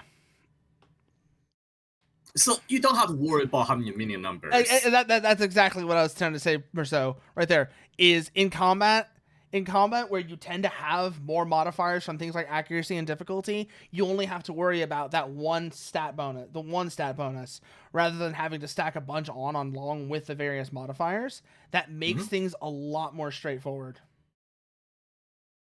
On the other hand, you don't really get to use all this stuff, so... Yeah. And there's a reason, but also this is why he said most. There are some cases where you're still going to use other things, but most of the time, it's pretty straightforward. And, for example, like I know accuracy and difficulty... I also remember you mentioned this earlier, Kogasa. You had mentioned the bit about how accuracy and difficulty affect the number of dice as opposed to being like flat modifiers. Yeah, and it doesn't really affect the number of dice, but it affects the number of dice you roll, and then you pick one from. Yeah. So you only ever get a -6 or +6. Yeah. That's maximum minimum. It's very forgiving. It's very forgiving. It sometimes means that no matter what you do, your accuracy, even you have like a million of them, doesn't help. Yeah. Makes you have to roll 1 and just die. Yeah. It means that either way, it means that you have. What's the word I'm looking for here? That's the thing. I feel like I am really scatterbrained today. God damn. An important rule that we skipped over earlier up there is one where you can fail. Oh yeah, choosing to fail. Choose to fail. That's actually major. Is actually really, really handy, because there are some situations where in other systems, because you either there's most systems don't tell you. Yeah. Whether you can choose to fail or not, and that's a bad point. And a lot of GMs are really dicks where they're like, oh yeah, you can't choose to fail, even when failing would be a useful thing to be able to do. I'll bring out an example in Pathfinder, for example. Pathfinder doesn't really tell you whether you can choose to fail or not. But some abilities, like Healing Bomb, says like you can give yourself a penalty, so like you can get hit by Healing Bomb. Yeah. Which tells you like you cannot choose to fail, and if you want to, you can instead try to receive with your face. But sometimes, the offense might miss. Yeah. But not missed. One of the other things I really like in Necrotica, although Necrotica is again really bad about like explicitly saying it. Oh, it's fucking horrible Star Combat. Yeah. No. Is that hinders aren't just for enemies. Let's say that a hinder would help one of the other players. That is something that I feel like Necrotica is terrible about mentioning, but is a super useful thing to remember. Hinder is just an offensive way of saying you target the body instead of the head. Yeah. Which I'm totally okay for. Yeah, also, Grit up here. Grit is interesting. Grit is very interesting. Not because of any like weird like complexities regarding it, but just because it's so straightforward actually. Because it's just proficiency modifier for D&D and Pathfinder. Come on. It does, yeah, no, exactly. That's the thing that I'm saying there, Kogasa, is because it isn't trying to be anything fancy. That makes sense? Mm-hmm. And like here, you have your session, your session structure where missions, which again I feel like is the best part of the game. Missions are the best part of the game. Downtime, you can do things with downtime, but it requires a really clever and creative GM to make it work, just because it's so sparse. But you have to make your own system for it to be fun, I feel. Basically. And again, that kind of comes into what Rousseau was saying, like you have two modes of play that don't interact with each other at all. Yeah. Like I said, this is one of the things I personally think is a downside, but I can also see why people would like it. I keep going back to Pathfinder once again, but Pathfinder does this really well. Mm-hmm. Pathfinder have a single subsystem where you can design your own outside combat mechanic. So you can go you can use athletic combat to shot people, right? Or trip people or whatever. Yeah. And outside combat, you can have an entire subsystem where you have a bullet blocking rule and players can contribute to it. A little bit like skill challenge in D&D 5e. Yeah. But actually out of GN and actually it's actually well implemented. Yeah, it's not like everybody roll your athletic because that's the only dice that's going to matter. Yeah, no. And everyone go around table and have fun. Barbarian, you are never gonna be useful in this situation. Fuck you. Fuck 5e. Let's not devote to fuck 5e the session because that's going to be the case. Yeah, it really is. We'll just be here all day. I'm sorry. Yeah, but anyways, it's also honestly, I feel like if you want to recommend like the default basic bitch RPG to somebody, I would just say Pathfinder 2nd Edition. I would say D&D 5e still, just because 5 people obviously, but that's beside the point. 5e is easier to get into because there's just not much to learn. Yeah, that's fair enough. And all the rules are made up. You know what's another RPG I think more people need to play? Yeah? Golden Sky Stories. Yeah, that one's pretty good. I love Golden Sky Stories. It's very sweet. It's very cute. But anyways, so this is kind of like breaking down the structure of it. Like I said, you have missions, downtime. Missions are really where I feel like this game shines because that's where all the effort was put, at least in the base game. Like I said, Marcel mentioned Carrick and Trade Barony's supplement that probably adds more to it that makes things more useful. Also, that is actually a great example of why choosing to fail, what Marceau just posted, why being explicit about choosing to fail is so useful. It lets players do clever things like that. Yes. Sometimes I don't know, because I feel like you're trying to perform yourself for getting shot, and just because you're failing and intentionally getting shot doesn't really mean that it's not obvious you are, Yeah, it's like it's something that you have to. As a GM, it's very easy for players to say, I intentionally get shot. But it's very hard for that to be believable. It's very hard. It's very hard. Like, I intend to get shot and make it look like I'm going to die without dying, right? Yeah, that's the thing is, at that point, as the GM, do you know what I really like as well? Do you know what I really, really like? Yeah. Tiers of success and failure. I don't think they need to be in everything, but this is one of those things where it's really useful. It's like, okay, if you want to do that, you have to fail, but just barely fail enough. And if you fail too much, it's not going to work, you know? Does that make sense? Yeah. Yeah, like, for example, I think World of Darkness does this really well, I think, where there's levels of success and levels of failure. Depending on how many successes you roll, or if you roll any, like, critical failures or critical successes. That's like a big thing with World of Darkness, where you have those levels of success, levels of failure, and how as the GM, and I wish it was a little bit more clear in how it worded it, but it gives the GM like suggestions on how to treat different levels of success and levels of failure. Yeah, they have a lot of examples in World of Darkness, and a lot of times they go like, "These are examples. Feel free to do whatever works for you," which I think is fun. Yeah, I really like, particularly the 20th anniversary versions of like World of Darkness, like 20th anniversary of Vampire and such. Vampire 5th edition I think is fine mechanically, but it's a mess elsewhere. Mechanically it's alright. Yeah. Let's just not talk about the rest of it. Yeah, let's not talk about Trump being a vampire prince. God. Yeah, that's why. Yeah, everything about 5th edition that isn't mechanics can just go. I get it. I agree, but why? Yeah, I agree. It's just why? Why does this matter? This feels like you're inserting shit that doesn't matter to look clever. It's inserting unnecessary politics. Even if you agree, it became a really OOC moment.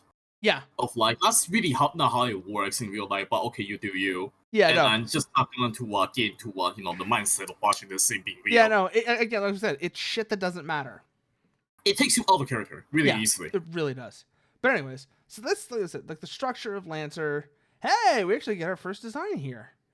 I don't think this is anything in particular. I think this is just like a representation of what an Everest might look like. Oh, hey, now we're actually getting into building a character. Oh, yeah, after how long? After how long? Yeah, I know, right? We've been all this time bitching about other systems, and... I'm so sorry. Yeah, no. But, so this is like the big thing with Lancer, right? Is you have your license levels. I'm kind of split on license levels, right? In what way? I'm split on how they are... I'm split on how late stage capitalism is, where you have to belong to a company. I'm kidding. No. I on one hand, it makes things more straightforward, where you don't, in order to be able to get something, you don't have to worry about how much money you have. You just have to be like the appropriate license level and have the appropriate licenses for it. But on the other hand, I kind of like that as well. Again, that's my Armored Core background coming in, where I feel like a lot of what made Armored Core great was balancing out opportunity costs. I mean, there's a different type of opportunity cost, right? If you have 3-point license in one company, you don't have access to anything else. Yeah, that's an opportunity cost. That is kind of why I say I'm like 50-50 on it. I'm not saying I hate it, because you still have that opportunity cost. It's just different. Yeah, it feels weird. I don't know. It's a personal thing. It's a purely a personal thing. It's weird how you are going to invest in a company. So basically, you are doing late stage capitalism bullshit. Yeah. And then you're just not gonna worry about money. Yeah, exactly. So there's a little bit of dissonance between the mechanics and the narrative. Yeah. That's actually a great way of putting it. But anyways, yeah. Also, one of the things that I thought was kind of interesting that Wallflower adds, by the way, the Wallflower module adds, is it adds another license level 0 frame. I forget what the fuck it's called, but Marceau might pipe up and mention it because he knows. Another level? Oh, no. No, it's another license level 0 frame. Oh, okay, I see. There's like the one in the base game, which is the Everest, which is sort of like your basic massive system, right? GMS. Yeah, it's your basic bitch.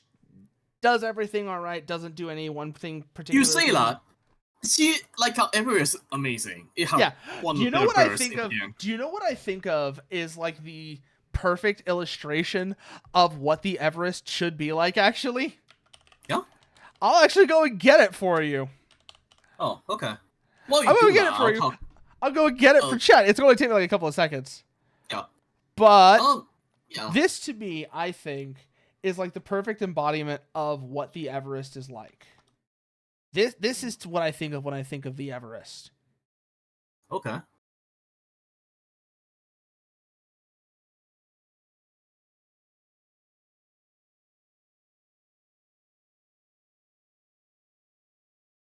me get up to it real quickly.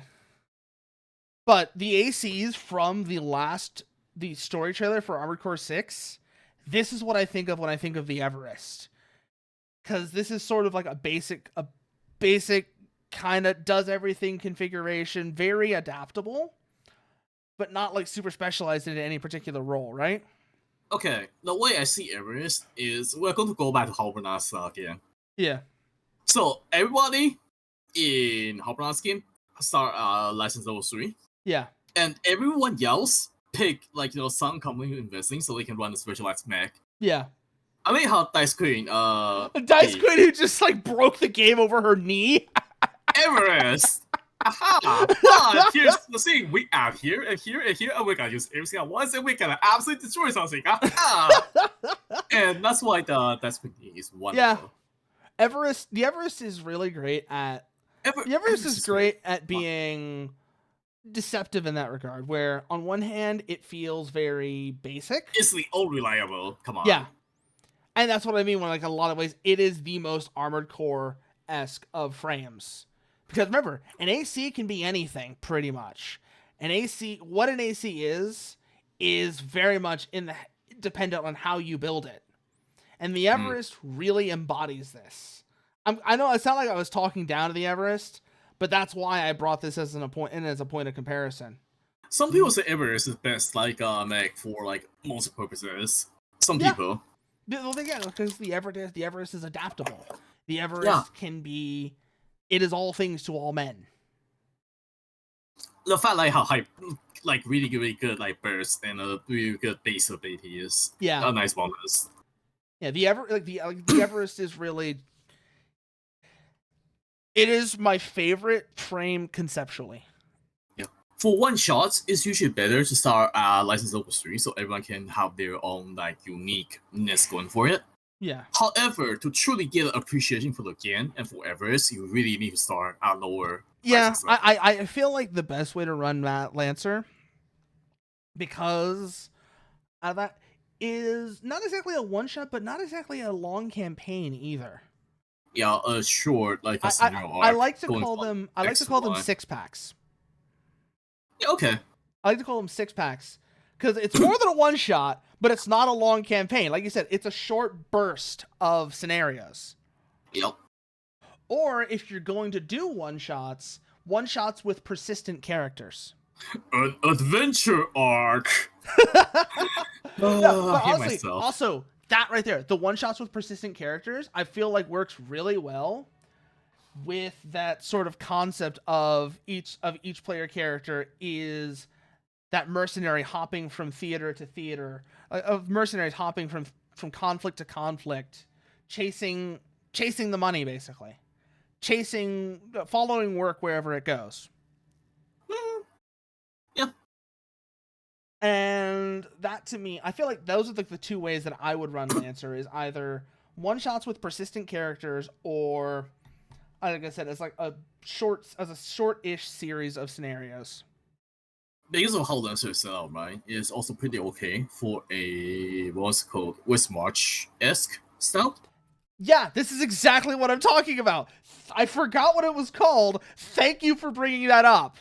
Because that's where I was going with like the one-shots with persistent characters, where you have persistent characters, but the various scenarios are self-contained and not always run by the same GM.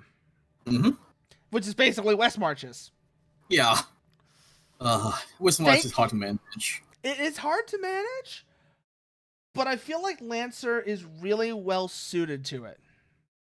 Maybe we can try it out. I mean, well, I guess I'll do something about it. Yeah. Fuck.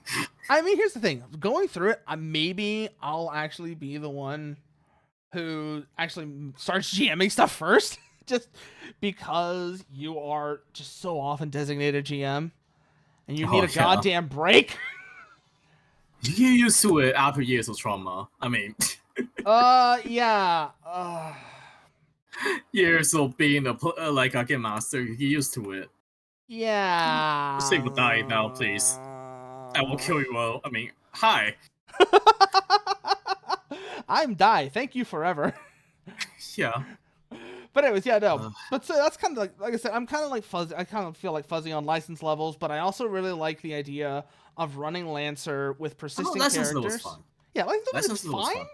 It's just I have like some personal friction with it. Mm-hmm. But like it's purely a personal thing. It's easier to scale, which is nice. You very just much say, easier to scale. Very much easier to scale. Yeah. Going to be license level 5 for this mission, even for higher. Yeah.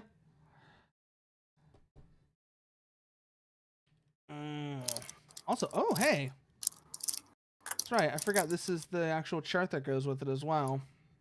Yeah, because math is hard. Yes. Well, I mean, here's the thing, Kugasa. Most times when people are doing calculations, they're not doing it by hand. They're looking at a table and they're like, okay, I need to go this far down this table and then over to this part of the table. They front loaded the work. Front loading the work is a big part of how you make shit function. 10 times 2 plus 8 is not hard. That is O.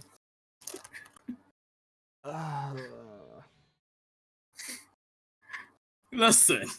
Yeah, so I'm not saying how hard it isn't what's relevant here. What's relevant here is that you're front-loading the effort. I get it, but it's really not much effort. It's my point. And I find it sad. Like, our modern society requires people to, like, get a calculator for this. If you're having to do a lot of simple operations in rapid succession, it's still a lot easier to front load the effort. I guess. I mean, as a kid, I was whipped for it, so I get used to it. Asians, you know. Yeah, no, but also, oh, God. God damn it. Asian education, you hit the kids until they're okay. Oh, yeah. Sink out. Wondered. Background, pilot backgrounds. This is, like I said, one of the first things regarding license level 0. You're gonna need background, triggers, 4 triggers, 1+2 skill, 2+1 skills, 3 talents, rank 1, and then the license for GMS and the Everest, right? Mm-hmm. And then I remember Wallflower adds another frame, but we'll get to that if somebody brings it up. Okay. Because I don't remember what that fucking frame is. Anyway, so then you have, like I said, your charts and all of that. And now we're getting into the actual character itself. First things first, background, 1d20, pretty straightforward. And now we get descriptions of the backgrounds as well.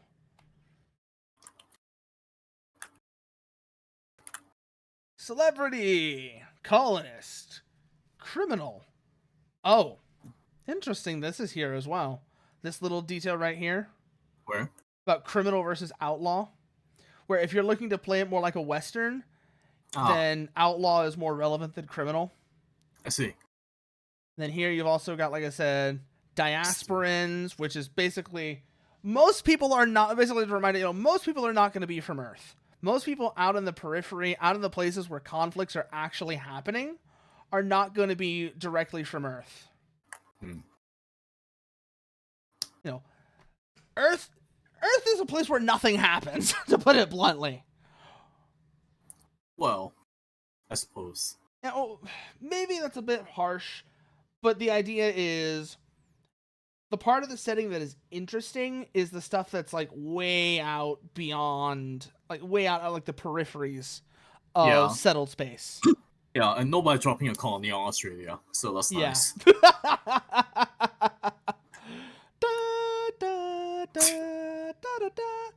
Oh, also, I do like this because it's bringing up these little keywords, right? Cosmopolitan, Diasporan. This one's actually... I can admit. Yeah? It's nice that they have this, but I never got to remember this. Yeah. If I'm making characters. Backgrounds are one of those things that they only give you as much as you put into them. Yeah. And one of the big things, I do like the fact that the game encourages you to put at least a bit of investment in them by, depending on what's going on. Like, again, this is one of the things, like one of the few little out of combat mechanics where background actually can be invoked for mechanical effect. Yeah, for one advantage. Or one or your team can give you one disadvantage. Yep. If they really want to fuck with you. And like I said right here, it's talking about how maybe don't necessarily misread backgrounds. Sometimes one background might look like one thing, but really what you want is more in line with this one.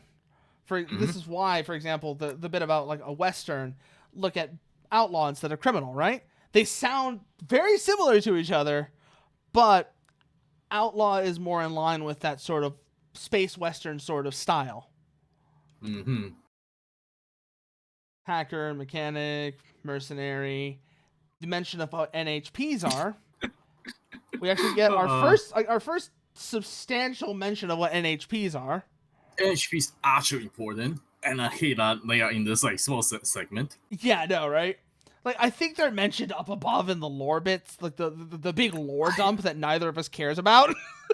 I mean, I read through it, and there were some, but like the mention for it is kind of all over the place. Yeah, especially because, like you said, they're important. You would think that there would be like some concrete, easy to understand description of the nature of NHPs. You know. There might be somewhere deeper in the GM's toolkit. Yeah, maybe we'll get to that. Maybe, or like you said, maybe we'll get to that, but we'll see. Because, like you said, NHPs are important. Part of the setting and system. More backgrounds. Outlaw. Here we go. This is the one, like outlaw right here. Yep. They hadn't denied you bread, you wouldn't have had to take it. Were you a brute or a raconteur? A charmer or a monster? Were your actions motivated by ideology, need, desire, or some combination of those three? Those are the three. Who defined you as an outlaw, and who saw you as a hero? I can never get away from this Ace Combat. God, yeah, no, it's everywhere. It's fucking everywhere. Did you know? There are three type places. Yeah, I know. Soldiers, mercenary, and knight. Yep. The knight is the only one that's missing here. And then here we also have more like stuff like that. Like, for example, were you born on planet? Were you born in space? And that's kind of what I mentioned with like invoking backgrounds. I don't think I get why they say outside of combat, because there's going to be a lot of tasks where that's the only place it's relevant. But I feel like at the very least you can think of there's pockets of out of combat that are in combat. You know what I mean?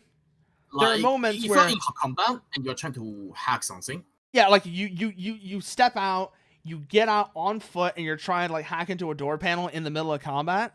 Not even like electronic warfare is part of the game. Yeah, like scanning and stuff is really part of the mechanics.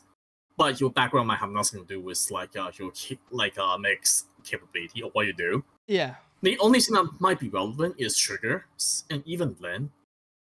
Yeah. Triggers are only like example and not exactly related to your background. Mm-hmm. So it can be a hacker that's really bad at hacking in mech. Yeah, no, that is weird. That is really weird.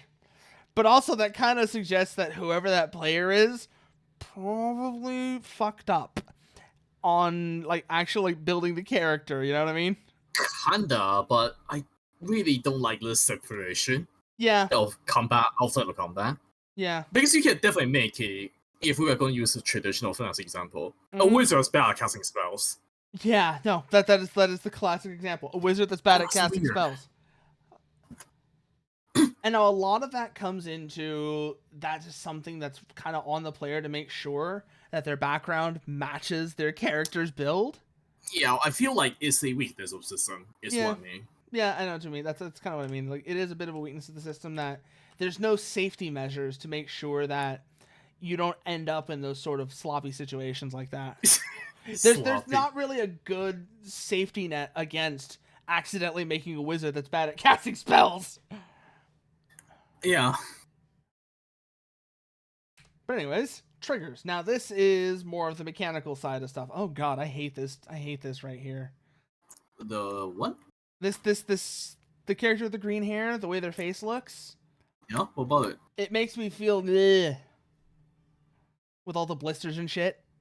Oh. Yeah. It's cool getting hit with a flamer in the face. Yeah, I know. Also, I think part of it is just the way it's like. It looks weird. I don't know. It's a person. Again, it's a me thing. I get it. Yeah. Now triggers. Triggers. For example, this triggers. Oh, I'm sorry. Listen. Yeah, no. But anyways, yeah, what we're saying. Oh yeah, triggers where little short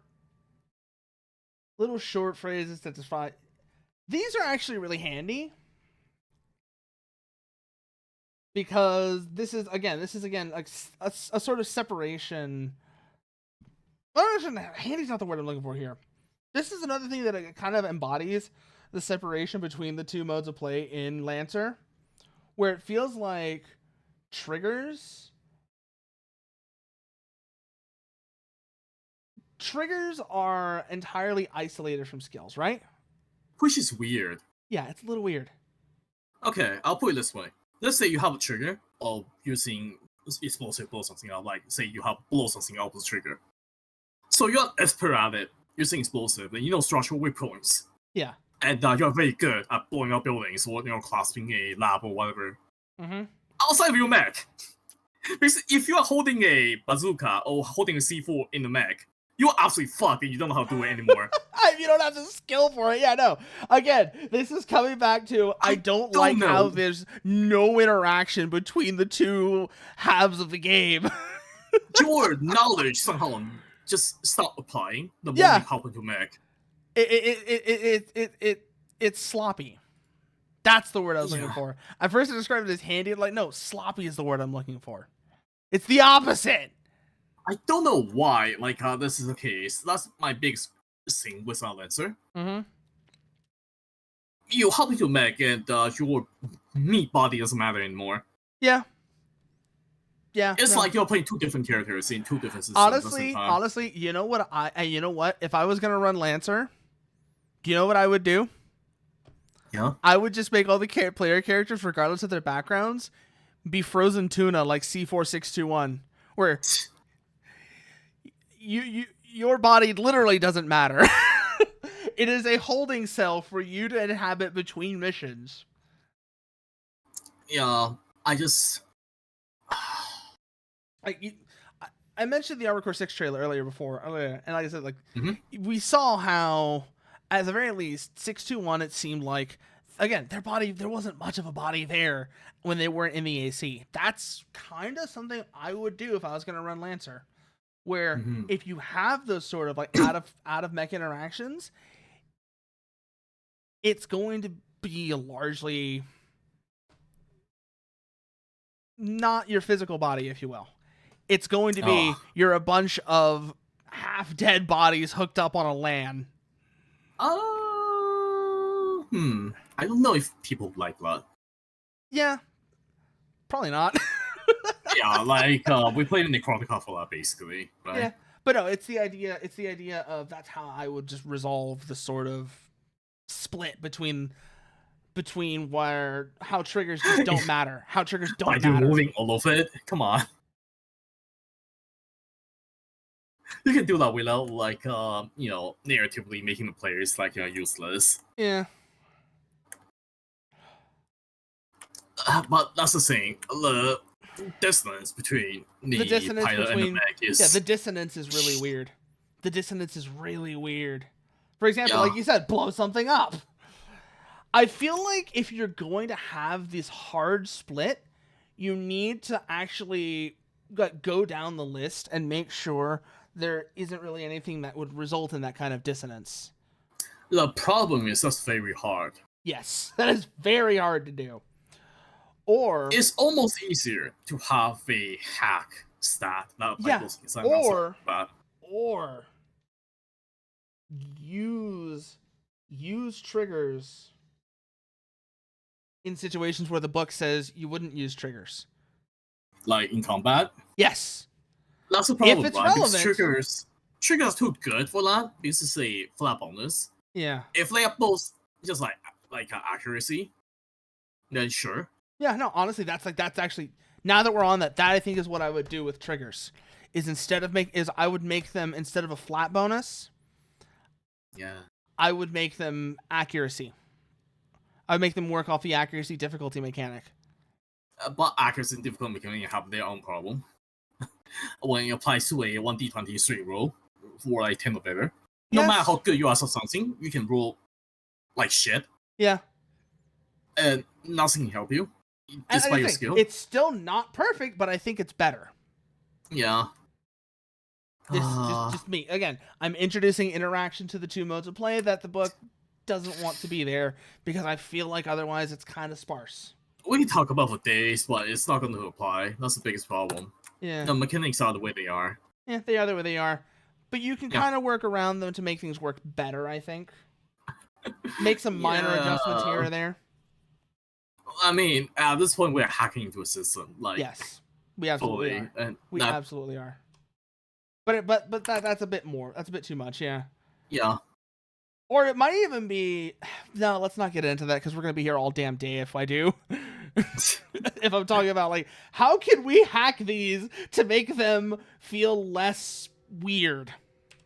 But anyways, these are, like, more of the triggers. Spot, stay cool, survive. Spot, in particular, is another one of those triggers that feels weird, that it has no relevance in combat. You hop into a mech, you no longer know how to look at things that are good at hiding spots, for example. Yeah. You just don't. You entirely rely on your camera to tell you what to see. Yeah. Just because. Just because, yeah. Yeah. You no longer use brain once you're in mech. Your mech is your brain. Yeah. But anyways, so here we have. I sound like a hate LANCER, don't I? No. Again, this is what I mean when I say there's honestly like 4 scales, 4 levels to this, right? Or 5. Yeah. There's 5 levels to this. There's hate, don't like, meh, like, love, right? Mm-hmm. And I am somewhere between. I kind of ping pong between don't like and like. Yeah. I'm never love hate. I'm always in that middle ground of like versus don't like. As a game master, right? I always think about how I tell and explain to players the mechanics. Mm-hmm. And the biggest problem is that those things don't apply outside of combat versus inside combat.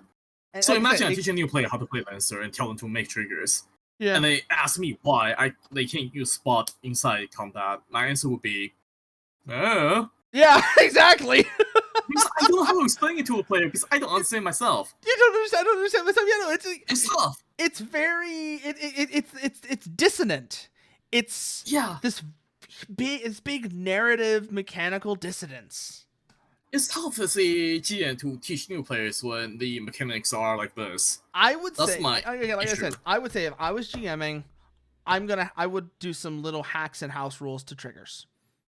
I'll leave it at that, though, because, again, we'll be here all damn day otherwise. Yeah, we really need to look at character trait baronies to see if there's anything to add with. We really do, yeah. But, of course, that one costs money. $20.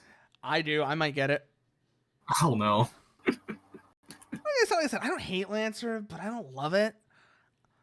So, I mean, $20 isn't that much money. It's great for combat. It's very fun for combat. Yeah. It's a very fun combat system. That's half a tank of gas. For me. That's half a tank of gas for me. Oh, I'm entirely okay with just slot, personally. Like, I'm very combat. No, I'm just talking about the cost of character and trade boundaries. Oh, okay. Yeah. I mean, so I was like, I might get it because it's not hideously expensive. And then we can have a look first edition, right? Yeah. They talk about different type of players.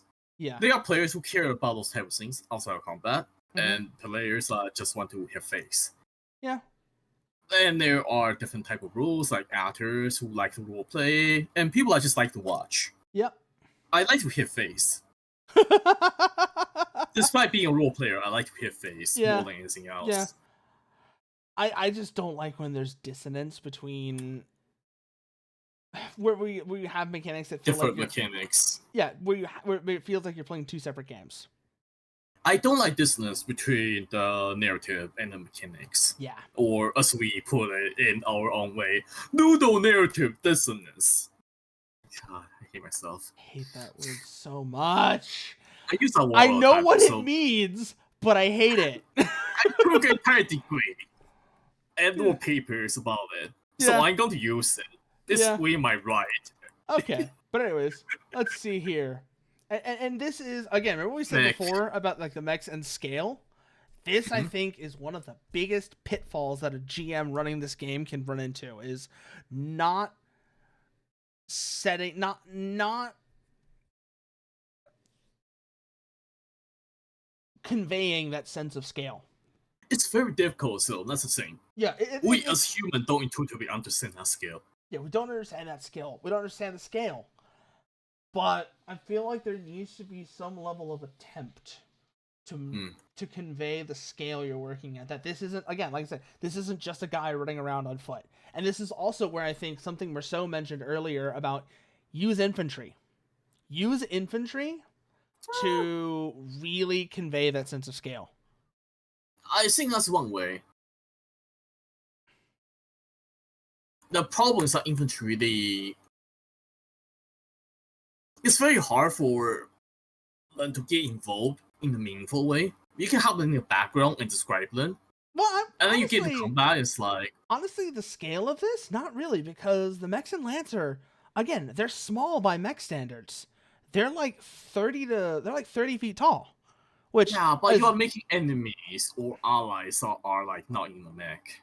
Yeah, no, but this is what I'm saying is there are... It's really like whatever. This is a scale where infantry are just small enough to sell the sense of scale, but just big enough that they're still a threat.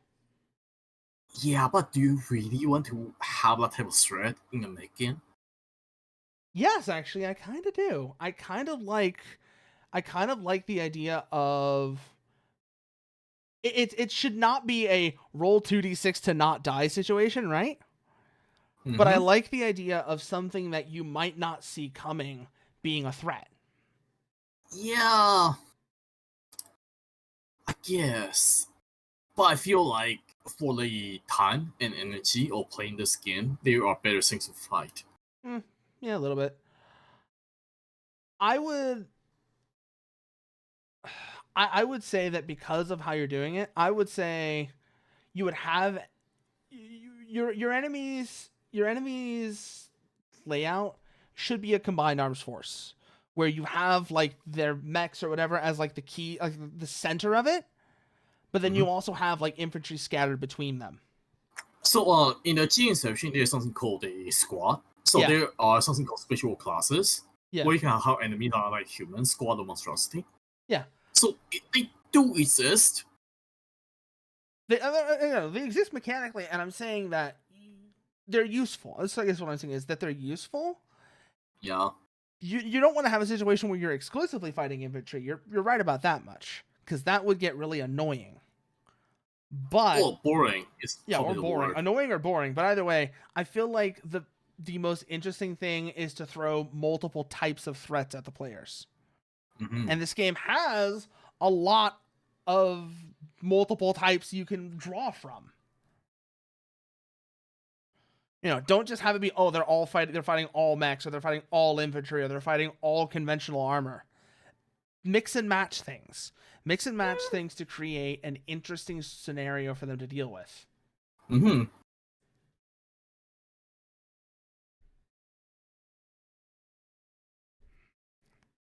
And that's what this is really coming into, and that will really help convey the sense of scale. Because you'll have that contrast of, this is something that is hard to kill and like a definite threat, versus this is something that that you're going to be focusing on, but because you're focusing on that, you might get tunnel vision, and that's when the unexpected threat of the infantry comes in.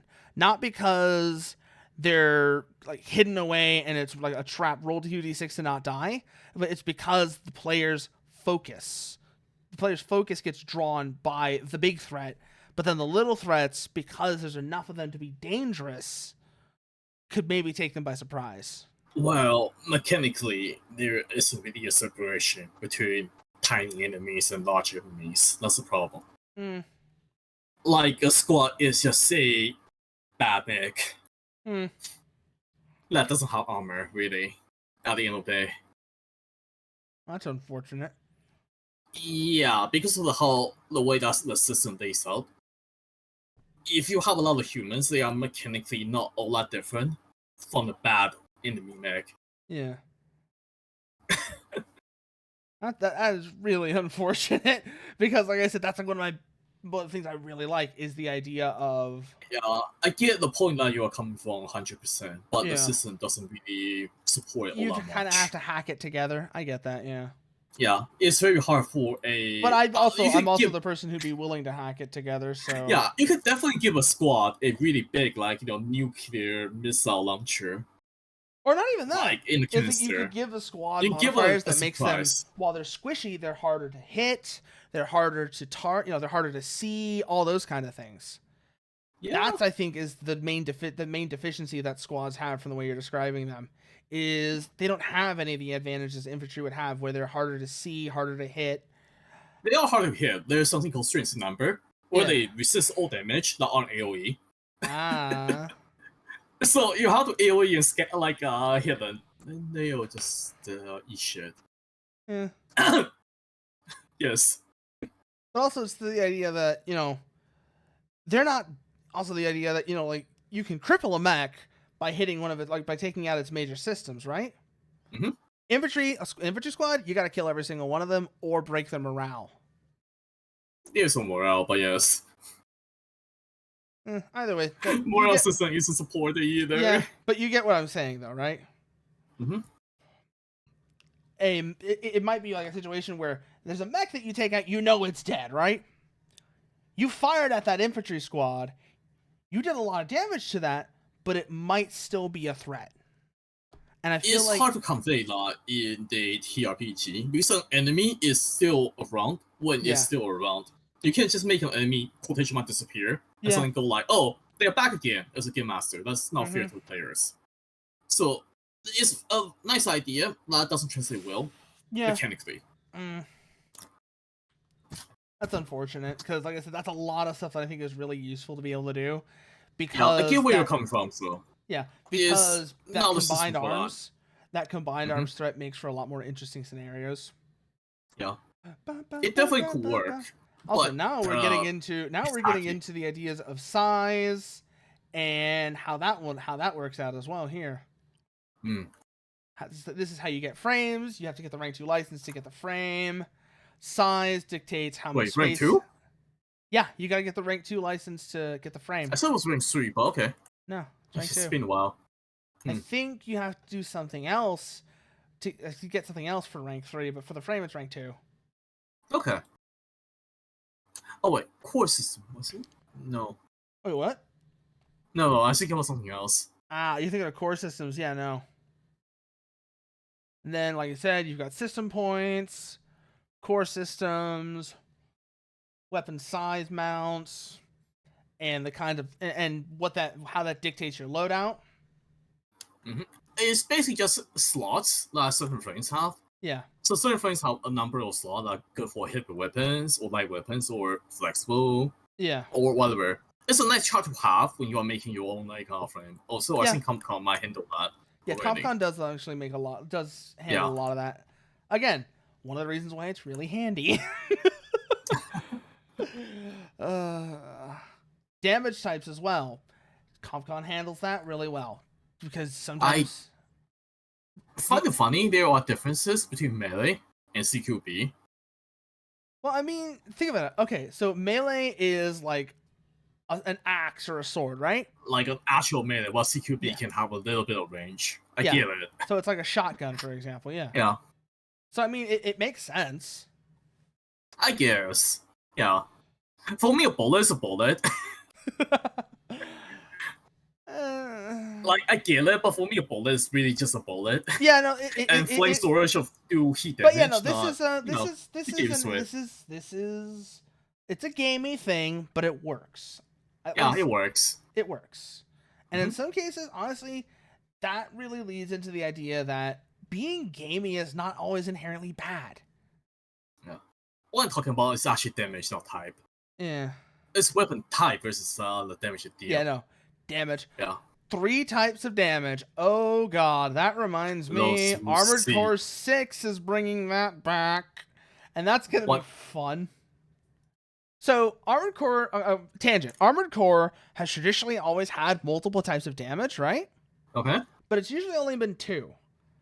But starting with Armored Core 5, they split it into 3. Okay. And it was not an inherently bad idea, but 5 and Verdict Day had a problem. 5 and Verdict Day had the 3 types of damage, and then different part weight classes were specifically tailored to each type of damage. Like, oh, if you wanted to resist energy damage, you have to bring heavy parts. Oh, you want to resist kinetic damage, you have to bring light parts. And that really fucked up the build system in 5. I can see. But that's not really relevant to this. It's just brain going places where I'm more familiar. On damage type, a little bit. You have energy damage, you have heat damage, you have burn damage. None of them are the same. Heat is internal damage, burn is DOT, and energy is just a normal damage type. Yeah. Well, that's because these interact with different armor types, for example, right? Yep.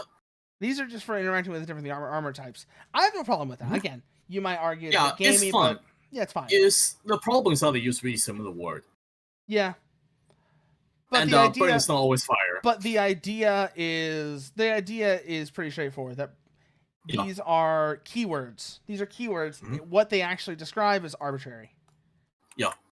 It's just like again another thing that you have to teach new players. Yeah. They are different, and it's very easy for players to mix up burn and heat for obvious reasons. Yeah, honestly, I would have kept burn the same. And then I would have, you know what I would have made heat instead? Yeah.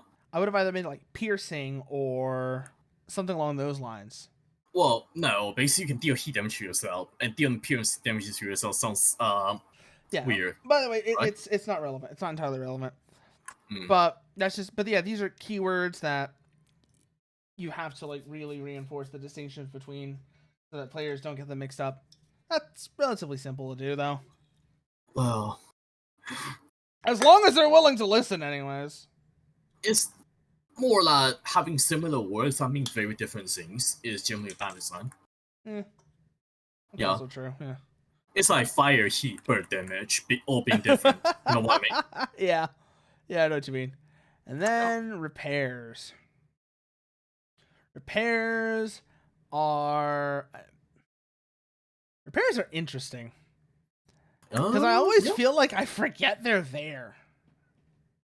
Unless you are playing Lancaster, you will forget. If you're playing Lancaster, that's your entire life. That's your entire and I know you love Lancaster. Lancaster, a champ, please. Oh my god. Oh my god. But anyways, yeah, no. So, repair cap, which is basically like this is how you can regain HP out in the field. Speed, which this is something I'm always keeping an eye on whenever I like make characters and stuff in this game.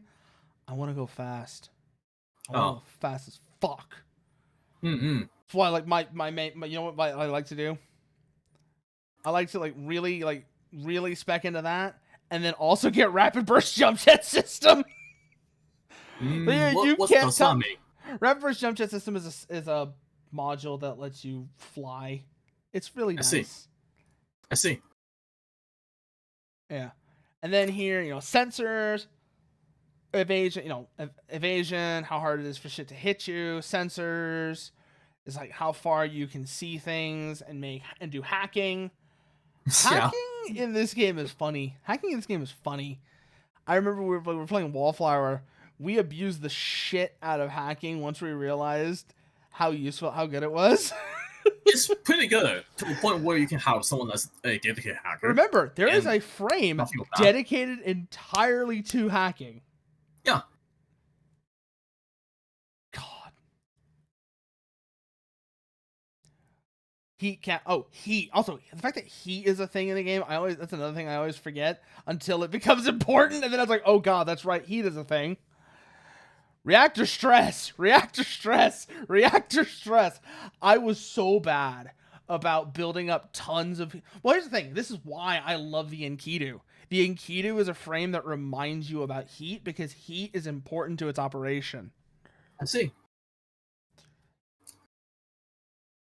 And a lot of times, otherwise, like I said, I find that I forget that heat is a thing, and I'll do really stupid shit that gets me in trouble as a result. Oh no.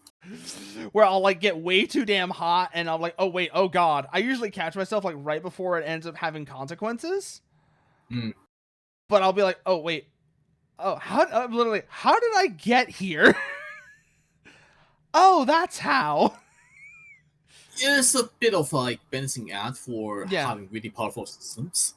Yeah, no, heat is actually really good at that. It's why there's a weapon that I really like I really liked using with the Enkidu, because it would inherently get you hot. And like I said, once I was in a frame that relied on heat as a core component of its functions, that was... What the fuck is OBS doing? I can't see your OBS, so I wouldn't know, but yes. It doesn't matter. It's doing stupid things is what matters. That's what really matters, is that it's doing stupid things. There we go. Now it's better. Hopefully I won't have to worry about that too much later on. But who knows? Maybe it'll act up again. Because remember, I had to rebuild an entire scene in OBS the other day because it was acting up. Oh. Yeah, that was annoying. But anyways. Base stats, like I said, repair, speed, evasion, sensors, tech attack, which is how you do your hacking shit. E-defense, which feels kind of weird that along with... E-defense is weird because E-defense is good.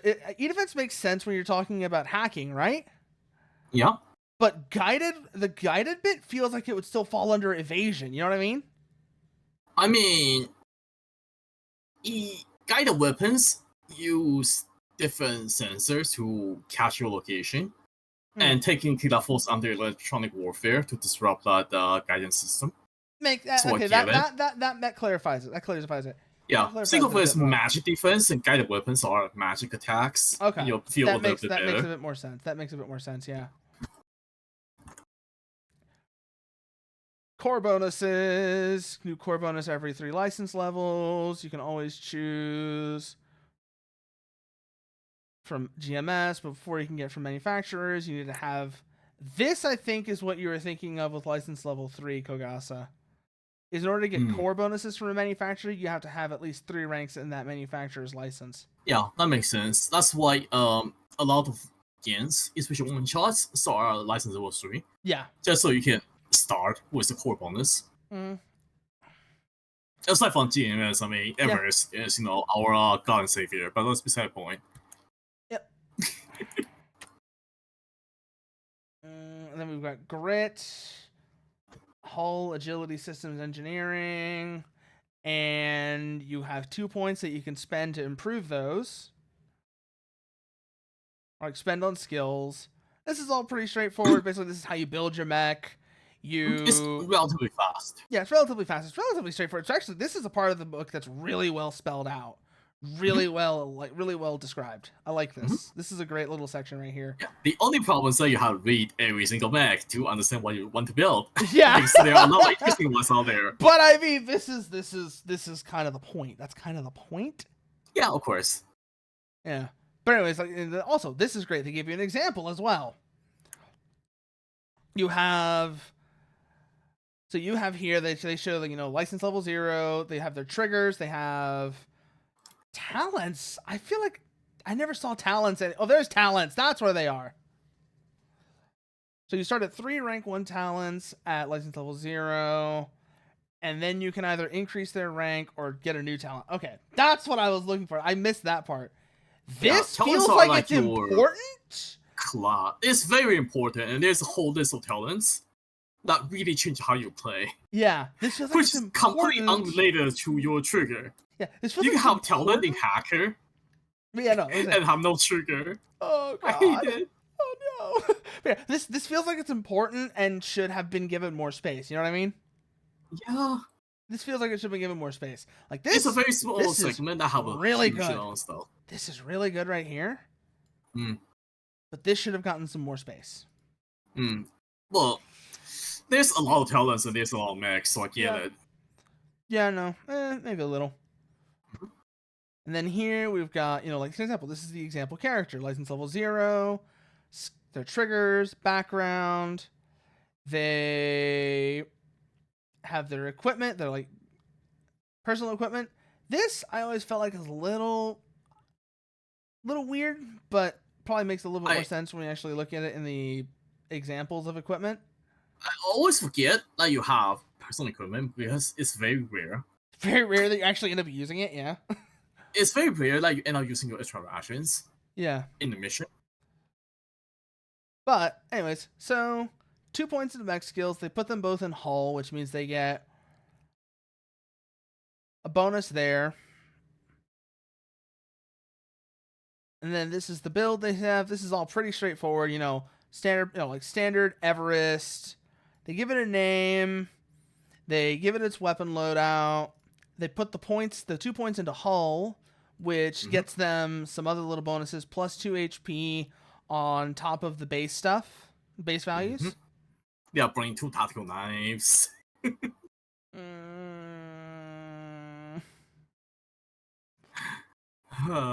I just noticed that, yeah. They're bringing 2 tactical knives. Yes. But I mean, that does mean I think that does mean they get to use both of them.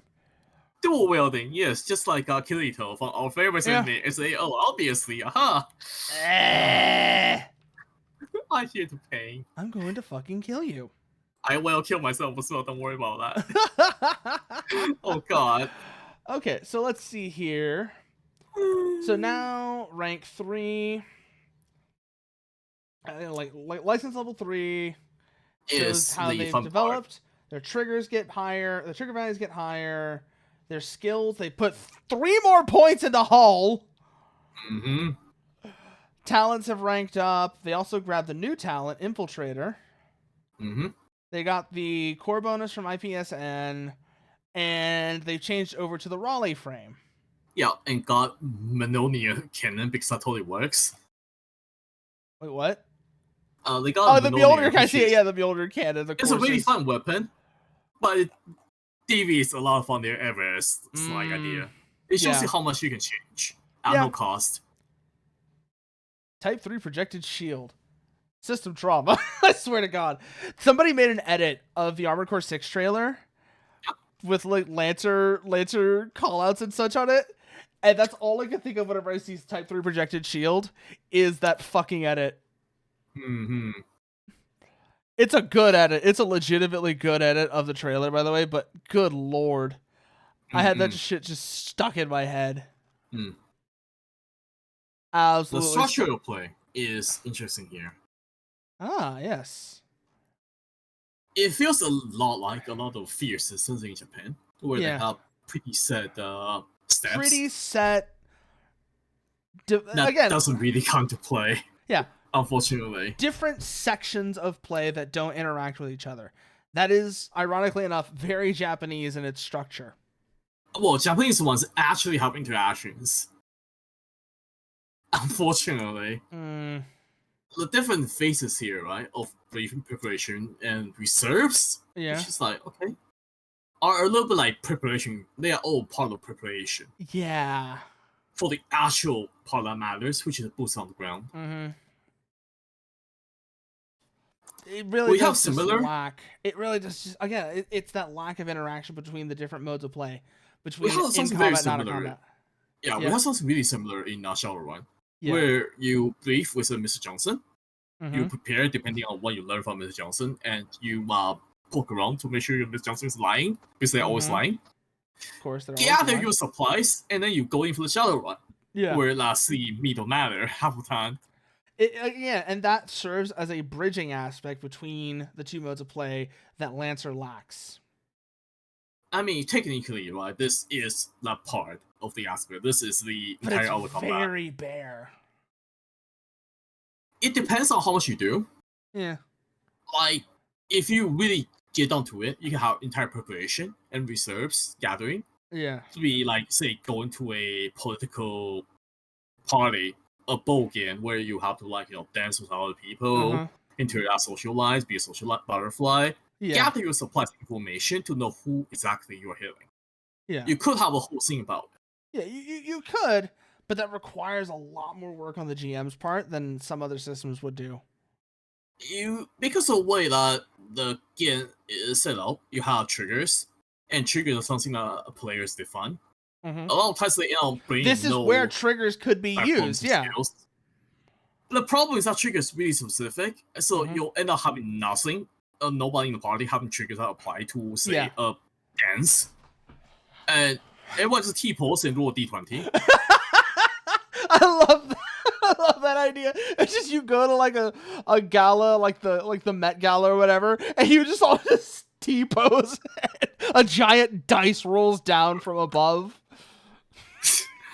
I mean, Lancer at very least succeed on the 10, so you have 55% chance of succeeding no matter what you do. Yeah. Even you have nothing going on for you, so that's nice. So at worst case scenario, you can still dance and just pray. Yeah. No. Let's see here. Oh, hey, this is also a little. This should have been earlier in the book, I think. This who are we part? Because this part doesn't matter. It's entirely dependent on the game master and players communication. I wouldn't ever roll for this. Yeah. I mean the rolling for it is just if y'all don't have any ideas, I guess. I guess, yeah. But in that case, you as a GM should check yourself. Yeah, you as a GM check yourself. Yeah. Understand where you're coming from. Yep. I mean, it's good to roll for ideas. And a lot of this as well. Again, patron, identity, personal history. I feel like this is something you should. Again, this feels like it should have been earlier in the book. This feels later in the Game Master Guide. Yeah, either way, it shouldn't have been here. The structural play itself is not very player centric. If you know what I mean. Yeah. Yeah, this is all stuff that could have been in the GM section of the book. It is stuff definitely is something for the GM, not for the player. Yeah. It basically as a player, right? You don't get to decide what briefing that you do. Yeah. The GM again gets to decide the same for you. Yeah, this is all stuff that again I feel like this should have been in the GM section of the book. And I feel like that is something that I am noticing that I've heard as a criticism of this book, but I also feel like it's a little exaggerated. Yeah. But still relevant. Is this book feels a bit scatterbrained at times. It feels like it's putting GM information in the player section where it's not relevant. Yeah, things right. As part of their design, they try to give more power to the players. So the GM isn't the actual final arbitrator for everything, but rather is something that decision is spread around group. The result of this, however, is that everyone needs to understand the game on GM level. Yeah. And that's not always a good thing to do. It's definitely not always a good thing. Some people are here to play the game, not to understand the arbitrary game, which was a fellow GM. It feels like you're crowdsourcing the GMing in a way that doesn't always work. I get it, and there are benefits to this. I 100% support the benefit of it. Yeah. But looking like this is what I mean. It's fine. Yeah. But it's fine, but I don't love it. Again, this is what I mean when I say I kind of alternate between of like I said, hate, don't like, meh, like, love. I alternate. I'm never love or hate. I'm always either don't like or like. For me, it's fine. Yeah. In practice, you skill over a lot of that is exactly how I'm feeling right now. I was like, it's fine, I guess. It ended up being not very important, and you just end up focusing on the combat. Yeah. In practice, basically, you're doing all those like quotation mark fun stuff or role playing. There are better systems for it. Absolutely, absolutely better systems for that I can think of. Which just means that players don't necessarily want to do this as much. Even Cthulhu is better at this, and that's weird. Again, and now we're getting into stuff. This is narrative play. This is the game's weakness. The narrative play is very bare bones. It's very bare bones. And separate entirely from the mech play. Yeah. Which, again, really feeds into what I said before at the beginning of the stream, where so often Lancer just feels like a war game wearing an RPG suit. It's trying to be two games at once, which is a lot of mech games weaknesses. Oh, yeah, no, absolutely. Absolutely a big weakness right there. Lancer is unique in this weakness, but they are more flattering about it. Lancer's biggest thing is that it feels like it's trying to act like it's not a weakness. The system is cool. Yeah, no. Let's just say I don't hate the system, and it has some things that it does that are cool. It's cool. But it also has some things that just make me go, ugh. Like, it's fine. It's cool. Yeah.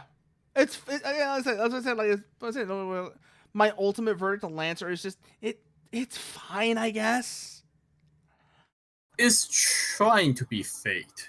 Yeah. The TRPG, not the mobile game. Yeah, no. Oh, God, imagine if it was trying to be the mobile game. Imagine. It would work out a lot better, honestly. Surprisingly. Oh, no. And then they have a lot of things like, you have a consequence that you need to suffer. Yeah, no, right here. Funny you mentioned that because we just got to the page that has the mention of consequences on risky skill checks. Or on skill checks. And examples. It's a very narrative way of playing that fits more in line with things like Blazing Dark and Fate. But because it's so separated from the other half of the game, it feels stapled on. Because you don't suffer consequences when you are in mech combat. Yeah. I don't think you might. Do you?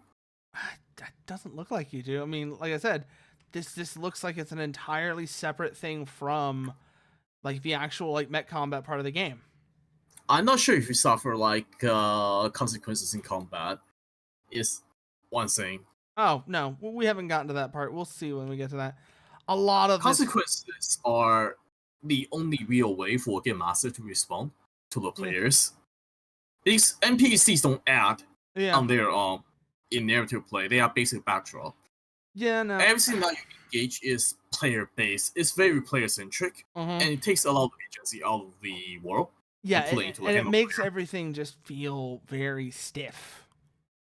It's the thing with narrative based system. Yeah. Where a lot of it is like players doing single player pushing the narrative. Yeah.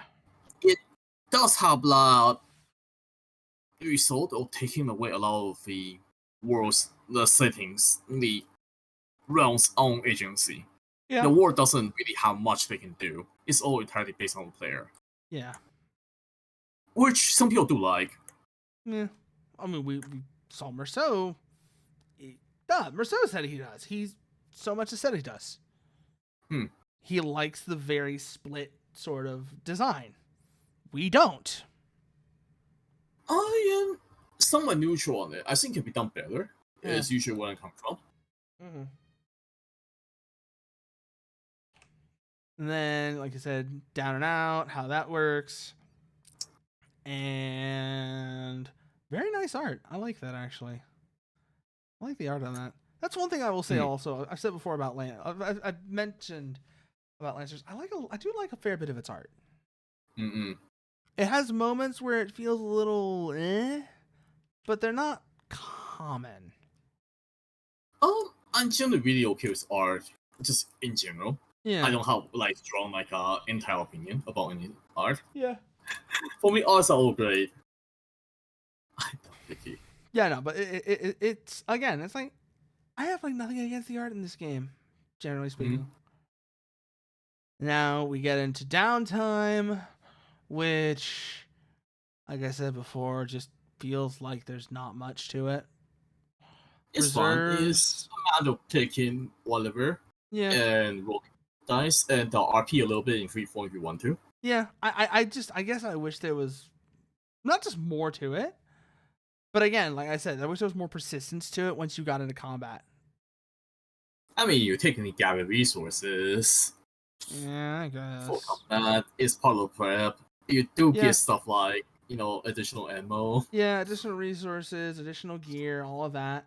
And that all of this has to be worked out by your game master, of course. Yeah. Again, it puts a lot more load on the GM. It's fun.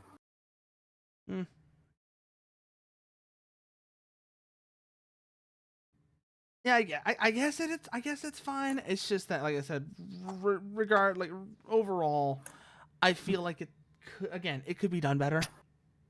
Next page, we get to the downtime actions and how they work. And there's something I need to point out. Yeah. Unlike skill checks, downtime actions have their own specific outcome depending on whether you succeed, fail, or roll 20+. So it's a separate way of working once again. Compared to skill checks or checks in combat. Oh boy, a separate. Oh god. I feel like a lot of these could have been combined without too many downsides, What they are trying to do is that they are trying to go for the type of system that Pathfinder 2nd Edition have. Instead of Pathfinder 2nd Edition, they just combine everything together. So you have a DC and success and succeeding by 10 or more, which works for every part of the gameplay instead of being segmented like this. Yeah. I get what they are trying to do. What they are trying to do exactly is just the Pathfinder system. Yeah. I get it. But I feel like Pathfinder does it better. They definitely do, unfortunately.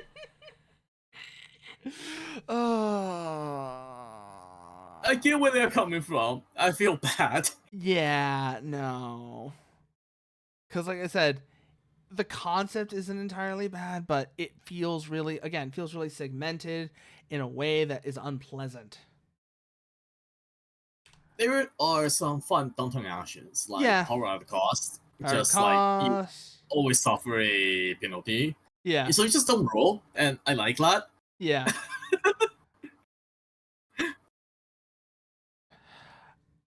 Buy some time. Like, some of these are just a little, some of these really just feel like filler actions.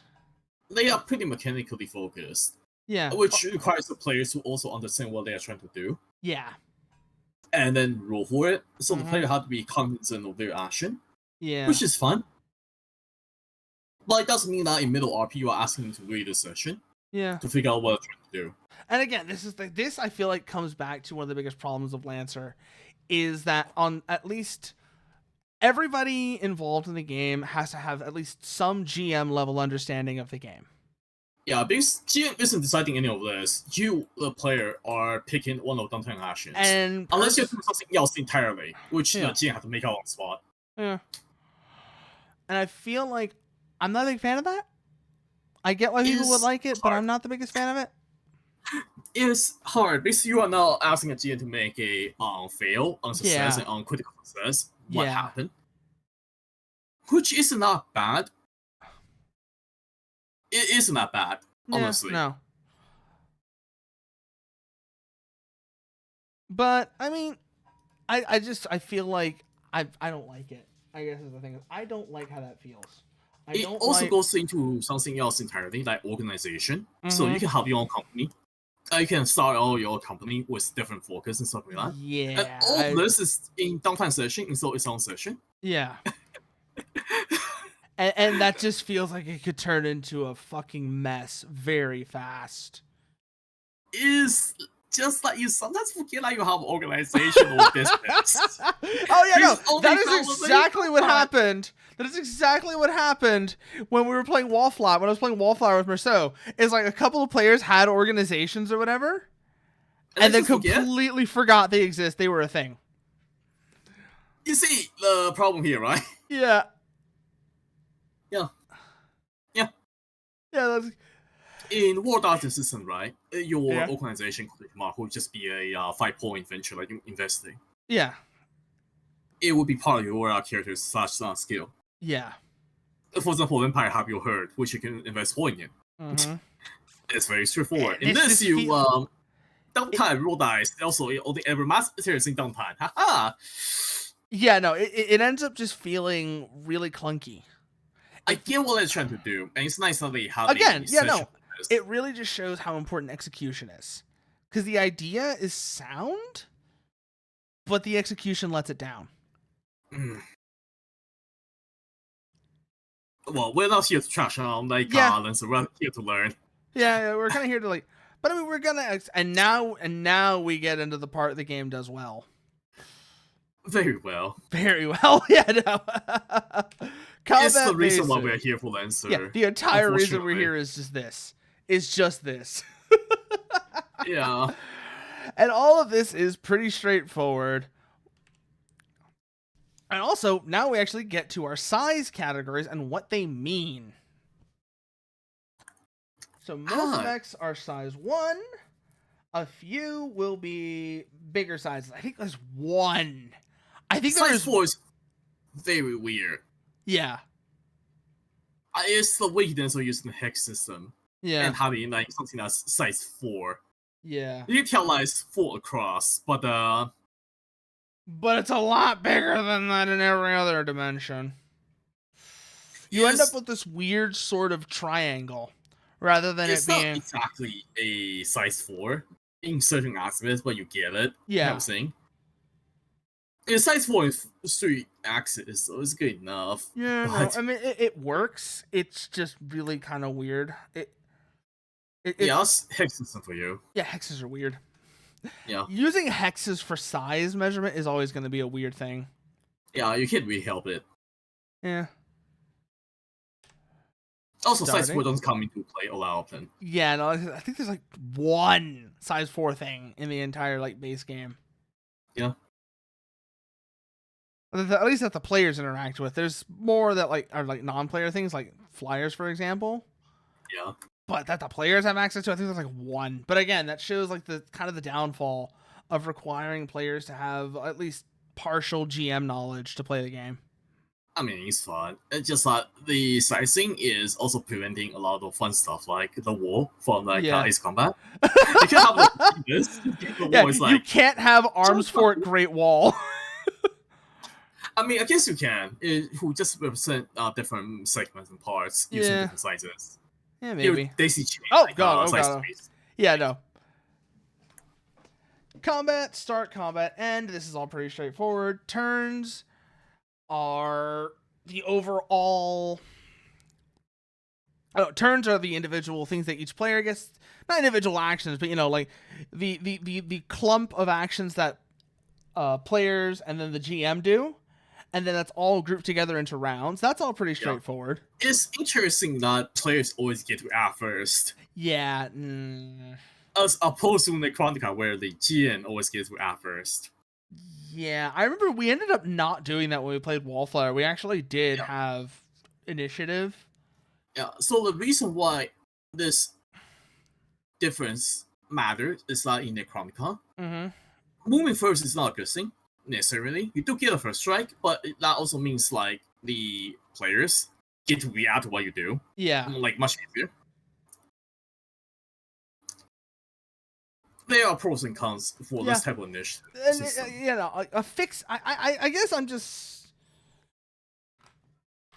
I think that I feel like when you get away from fixed initiative, this game kind of the combat works a little bit better, but it's not as big of a deal as any of the other criticisms I've had. Yeah, it's not bad. Yeah, it's no, because fine. again, Just like I said, combat is really where this game shines. Mm-hmm.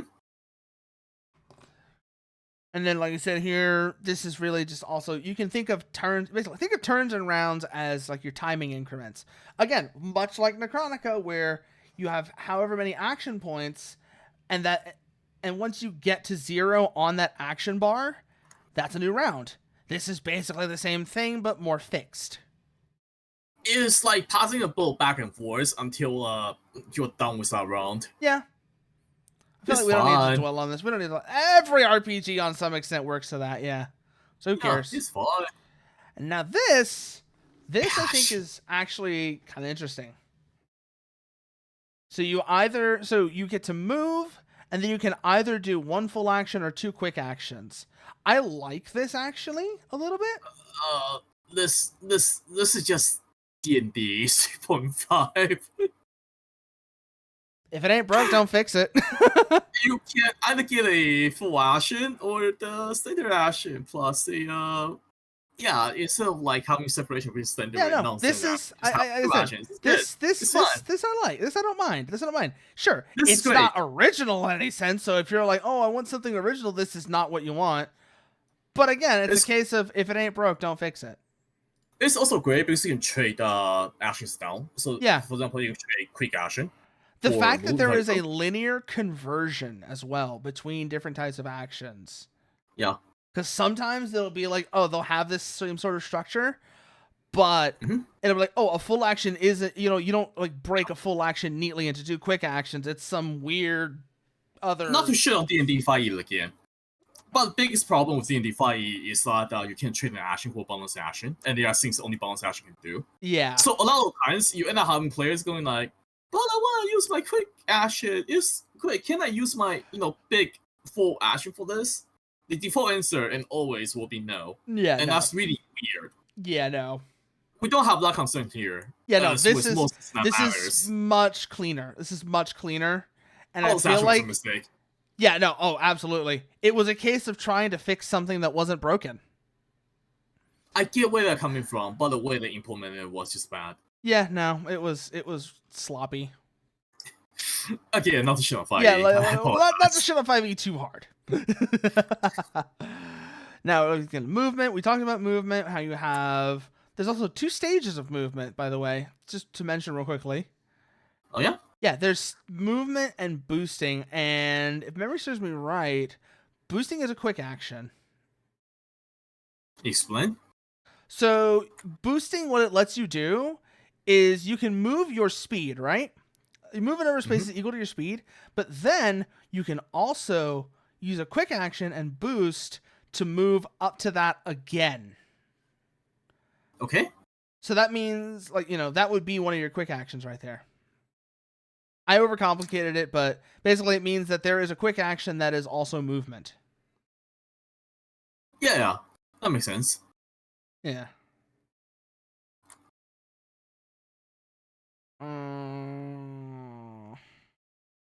Interesting here. Let's.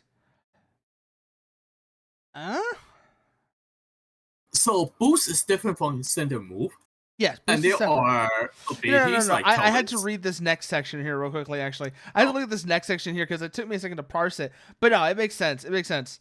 So basically, what they're saying here is, let's say that you have 4 spaces, a speed of 6, right? You could. What this is basically saying is, you can move partially, do a full action, but then. And then move move the rest of your speed, and it all works together. But you have to full action. You just have to finish that action. Yeah, you have to finish the action. It could be a quick action as well. Yeah. But this is the thing, is you also can't break the full action up into 2 separate things. If you do that full action, it's done, and then you move. The interesting thing about this rule, right? Yeah. Is because boosting can have different aspect from the standard move. Basically, our talents are only applied when you boost. Yeah. So you can move 3 squares, boost to move, apply your boost and move in different direction, apply whatever, and then finish your move. So it's super weird, like in do that, but sure, it's legit. Yeah, I mean, a lot of that is also. You can break a move with your move, so I can move while you move. Yeah, no. Yeah, it's a theoretical thing, but you're never going to do that. Depends. There are certain type of boosts that lets you face through an enemy. So you can move out to an enemy, boost to face through them, and then move like all the way through. Yeah. Yeah. Underwater. Okay, basically then we're also getting into how terrain works here, where difficult terrain means you can only move at half speed. You also have obstructions where if you want to move... I will forget about dangerous terrain because, like, wow. Yeah. Dangerous terrain is ooh. Dangerous terrain. You know what I think is like the classic example of dangerous terrain? Yeah. A minefield. Okay. That makes sense. Yeah, no, that's like the easiest way to think of. Think of dangerous terrain as various flavors of minefield. Except there's different like rule for minefield.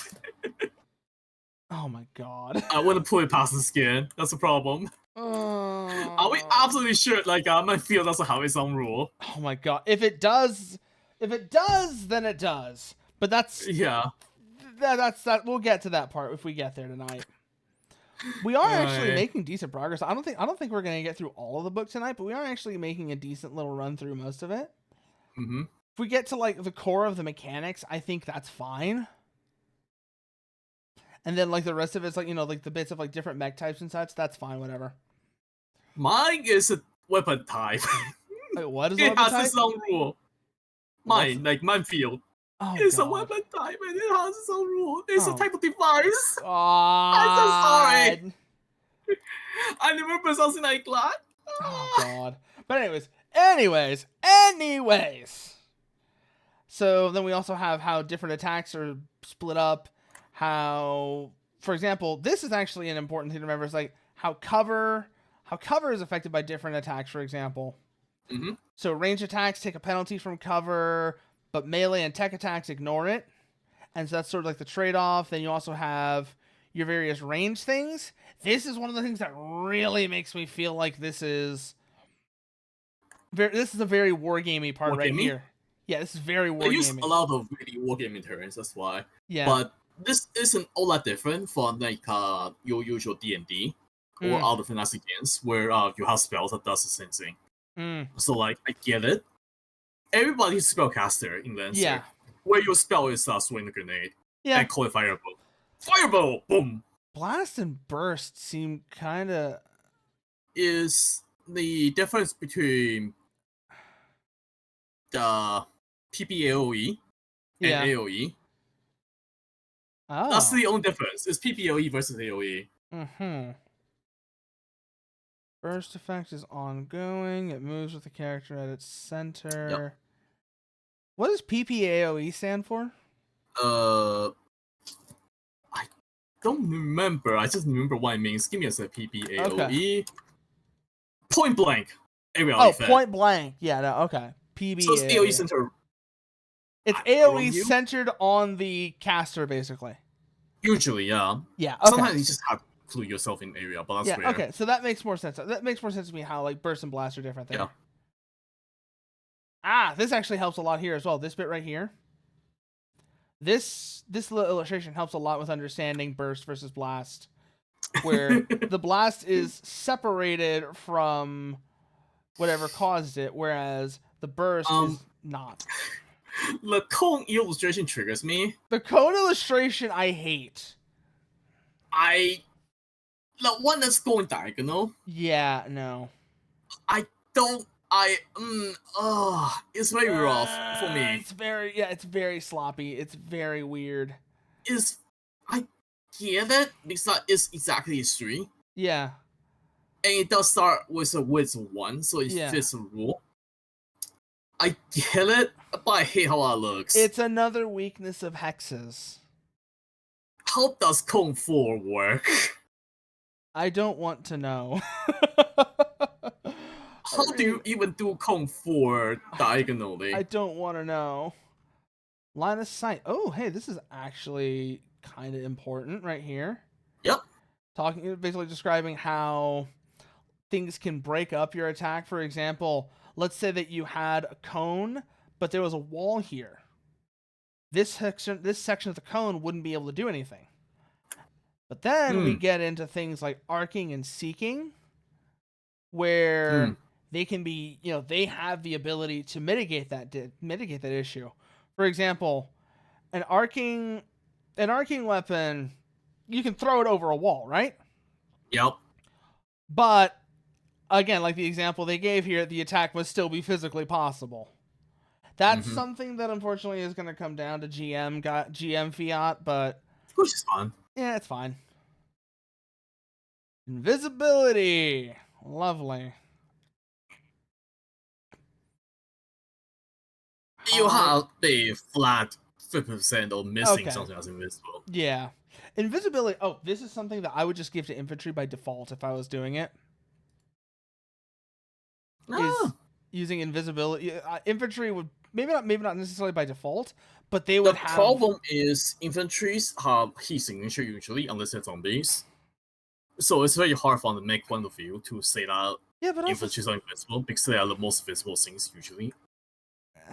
Maybe I don't know. Like certain systems. Maybe, but just as like a game thing, I would consider doing that. Yeah. And now cover I actually do understand pretty well. How soft cover causes penalties to ranged attack, makes ranged attacks more difficult. Hard cover, soft cover aren't hard. Hard covers are hard. Yes, but also the size thing is also important to remember because honestly, frankly, obviously, if you're like size 3 and you're trying to hide behind a size 1 object, like they said here, it's not going to work. Yet like I said, you're mostly going to get like soft cover from it because it breaks up your silhouette or it covers a part of you. You're not going to get like the full benefit of it though. It's actually a little bit of like it overlaps the line of sight rule because line of sight rule matters only like about if you can draw a line from one point to another. Yeah. And if your cover is smaller than you generally don't benefit from it because of line of sight rule anyways. Yeah. So it's kind of like, okay. Yeah. Cool for me. Cover's a little weird in that regard, yeah.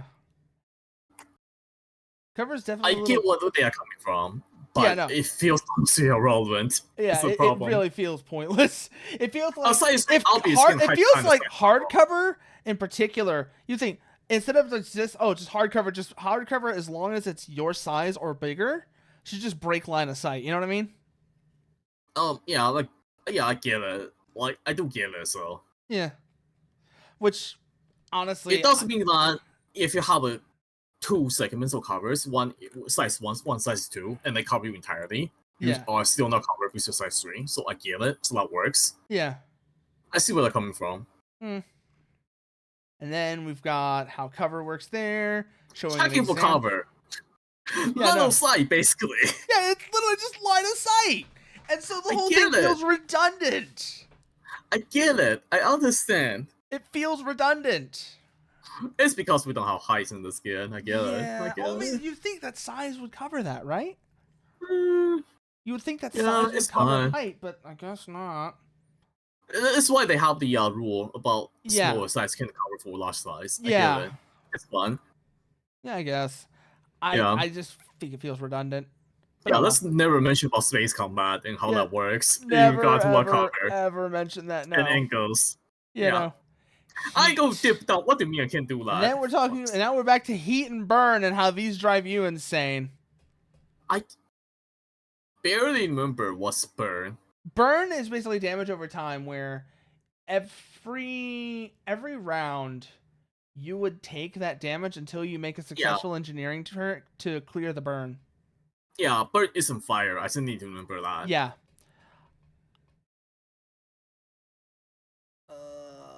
It felt weird there for a second. I felt like brain went weird there for a second.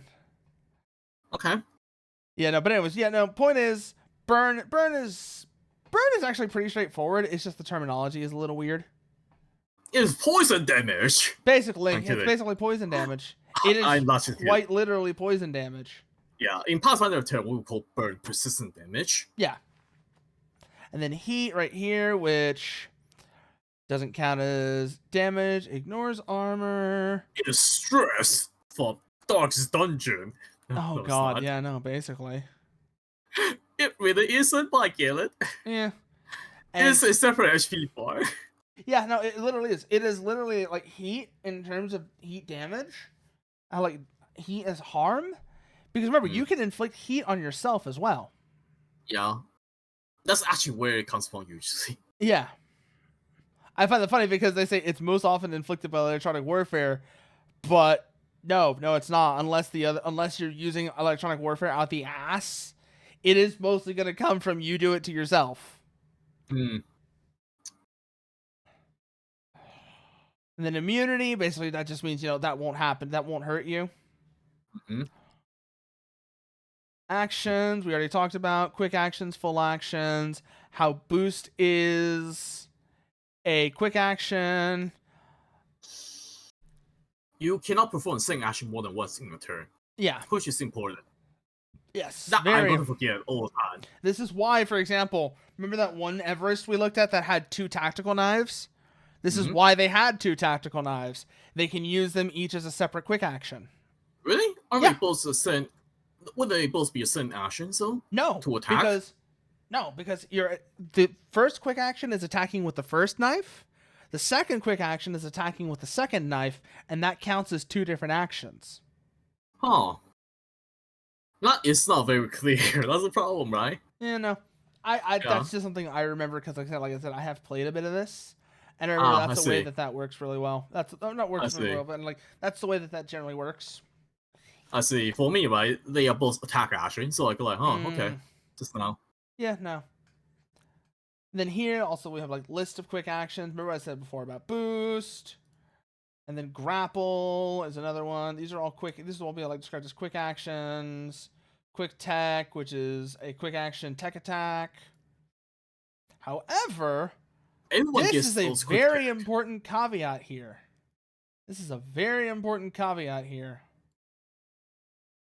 While you can do quick tech in particular multiple times, you cannot do the same quick tech multiple times. So bolster, scan, lock on, invade, you can only do each of these once.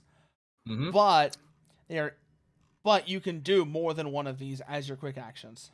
Yeah, unless you have something that lets you do multiple, say, invade. Yeah. Or whatever. In which case, sure.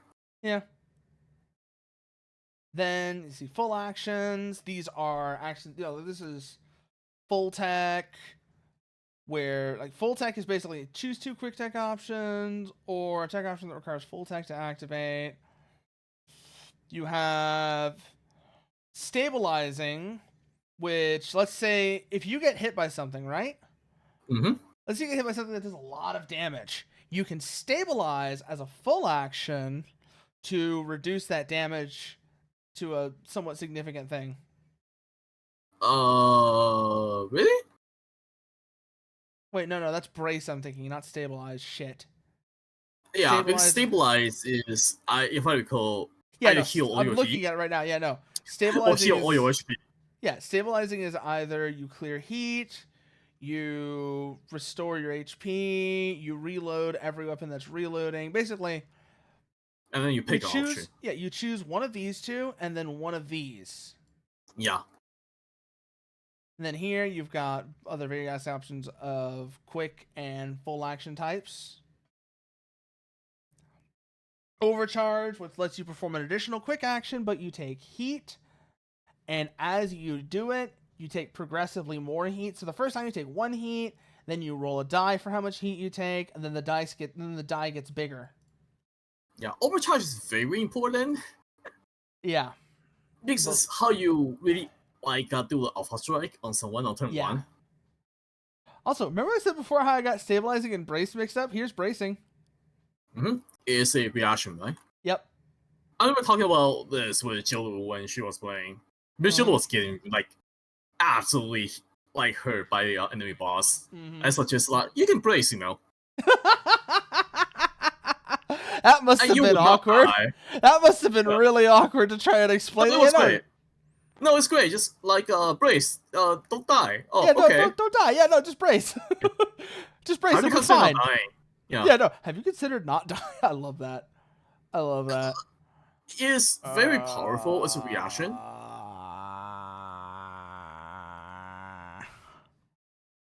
What was I saying? Oh yeah, no. But so then we have pilot actions, which you're never gonna get into unless the GM really plans for it.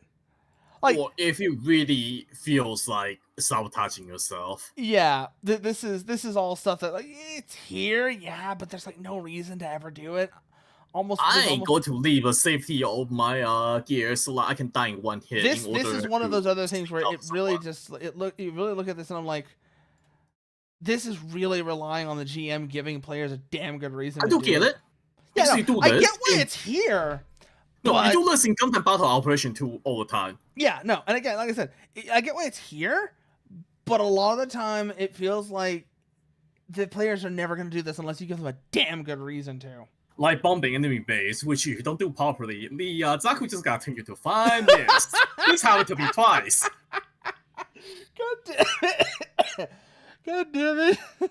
I have attempted to blow out enemy bases before. It never works. Yeah, I don't know where to plant the bomb.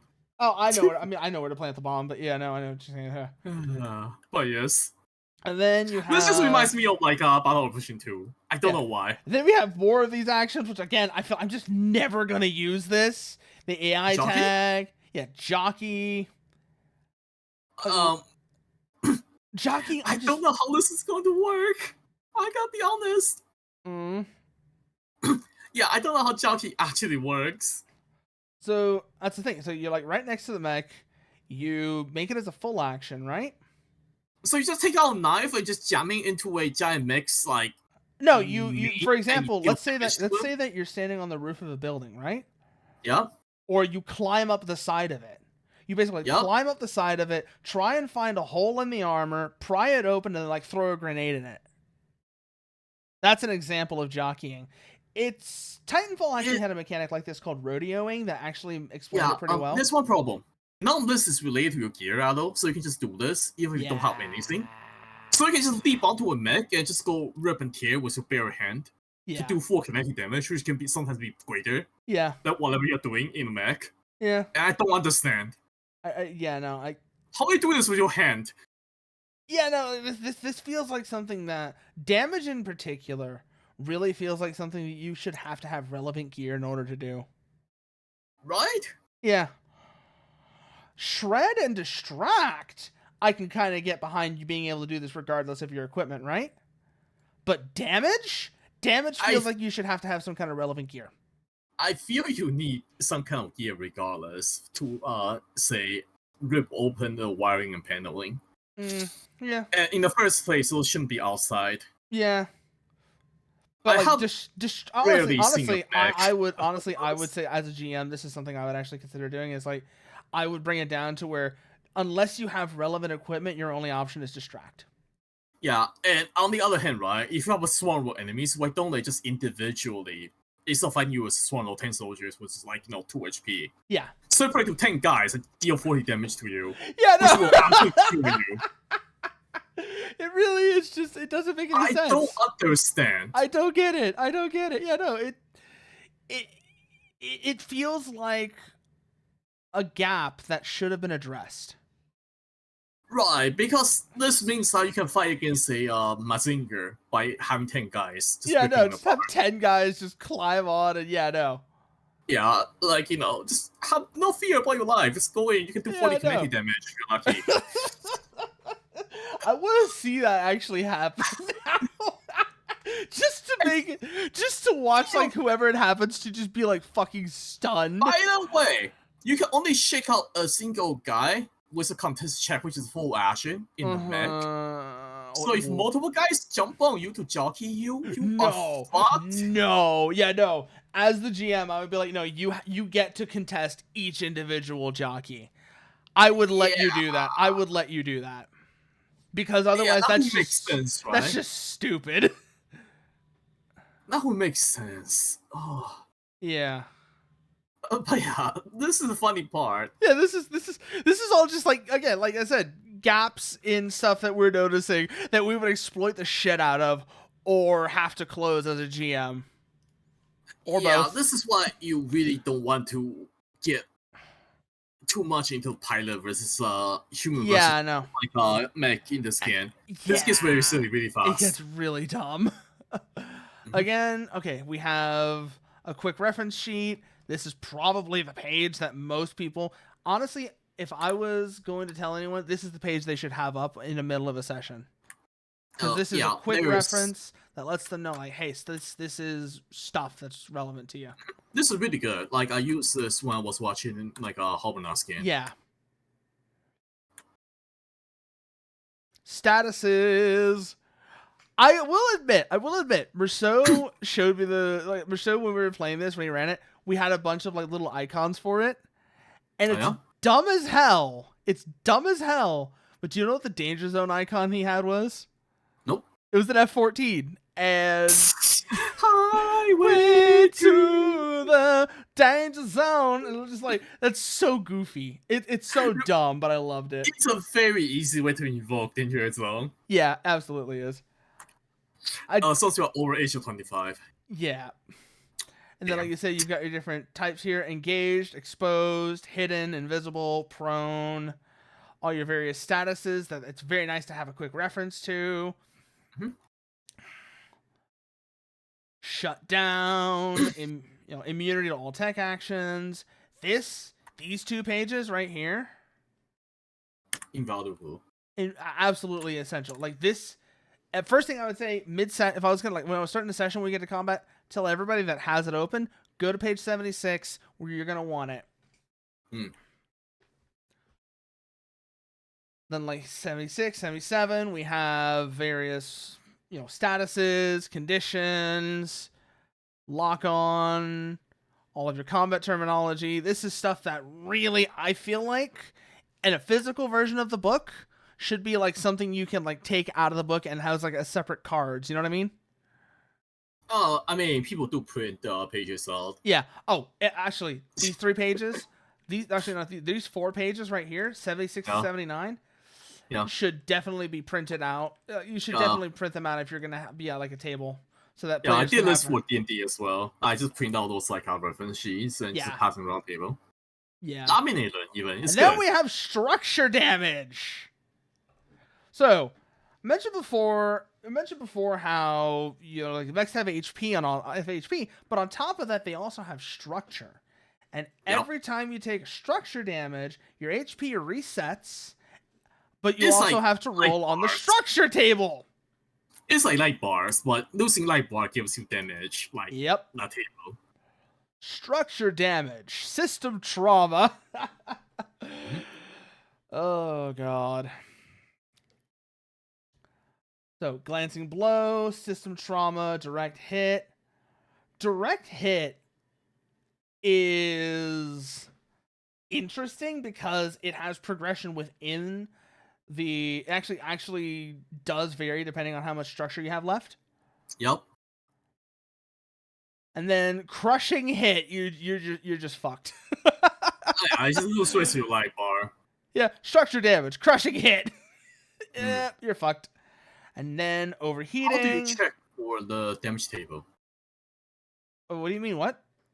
Like, what do you rule on this? D6. So for each structure damage you take, you roll D6. Let's see here. Lowest value on structure damage, D6.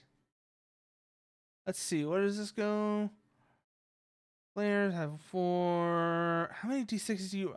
Okay, this is kind of confusing. Check the lowest value on structure damage, D6.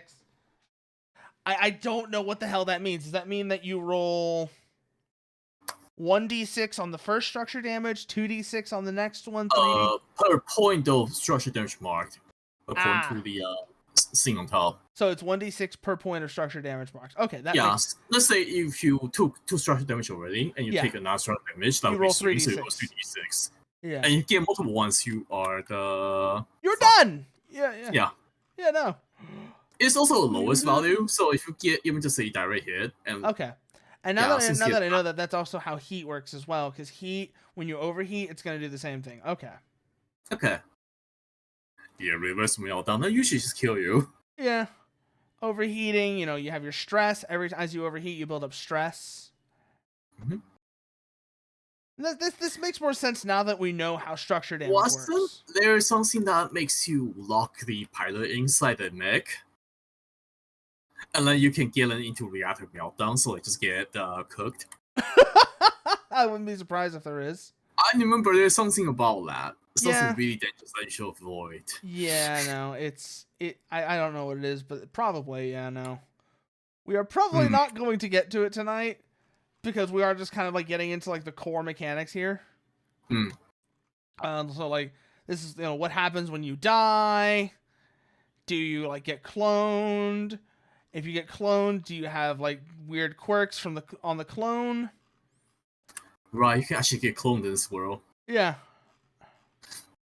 And then the compendium, this is all the lists of stuff. This is stuff that honestly I don't think we're gonna get into tonight, just because it's so the fun parts though. Yeah, let's go. That's the absolute fun part. There are fun parts of the compendium. We're not gonna go through the compendium in detail because there's just so much stuff here. Like these are all your various skills and triggers and such. Gears. Talents are wonderful. Like they can determine how you really engage with a game. Yeah. A engineer in the Everest versus a drone commander in Everest plays very differently. Yeah. Nuclear Cavalier, which I remember. Nuclear Cavalier has some really fun skills as well. Like if you are like in really bad heat. Yeah. You do more. If you're in the danger zone, you do heat damage to enemies. Yeah. Yeah. I'm in danger zone, therefore you are going to enter danger zone with me. Yeah, no, it's like I'm hot. Time to get you hot. Oh no. And then you've got Skirmisher. Skirmisher is really good, actually. Yeah. I was like, when I was playing, I actually took, I think, 1 or 2 ranks in Skirmisher, and it was hilarious because you get soft cover at the start of your turn, and you have Lockbreaker, which lets you move without triggering Overwatch. Move without provoking reactions. Okay. And then even better, even funnier is if you go all the way to it and you get Weave, you can literally just ignore a reaction. But like, once per round, but yeah. Yeah, once per round, but still, that's really fucking funny. Yeah. You can basically fuck with the enemies. Like, if an enemy is on Overwatch, you can fuck with them. Well, you like speed, therefore Skirmisher is like really, really good. I love Skirmisher so much, yeah. Yeah, so that 100% works out. And then we've also got here various other tags for gear and weapons, launcher, CQB, melee, patterns. We talked about those earlier. Mine. Oh God. Yep. We're never gonna let that go. The fact that mine is a separate item. It's a very deep mechanic as well. You have to set out using quick reaction. Oh my God. It's character leaving adjacent plane will trigger mine. Create a blast signature attack. Weapons, which is basically signature weapons is the dumbest way of describing what is basically a handheld firearm. Like I get you're trying to say, there's all different kinds of ways they can be, as opposed to like melee weapons and such. Wait, signature weapon is a pilot weapon, right? Yes. So it's not a mech. No. Weapon. No, this is a handheld weapon. Okay. Just making sure. I don't like that it's called signature. I get why they're like trying to like describe it as broadly as possible, but I don't like it. Then you've also got your suits, your different suits here, which have different effects on them as well. For example, the one that lets you fly, one that lets you be invisible, HP bonuses, etc. Invisible must be super annoying. Yes. Basically, just jockey on someone, gold rip and tear. Yeah, I know, right? various little detail miscellaneous gear. These are mostly stuff. This is all stuff that, as far as I've looked at it, is interesting, but also requires the GM to do a lot of heavy lifting, or the player and the GM to do a lot more work to actually make it useful. You know what I mean? Because almost none of it has any like significant mechanical interactions. Yeah, it's either entirely useless or really, really like mimi from the player using it. Yeah. Licensing. Now we're getting into manufacturers and the frames that they build. The big four: IPS, Horus, Smith, Shimano, and Harrison. And the GMS Everest that I mentioned before. Everest is the best just because of the memes they have. It's just so versatile. There's just so much stuff you can do with it.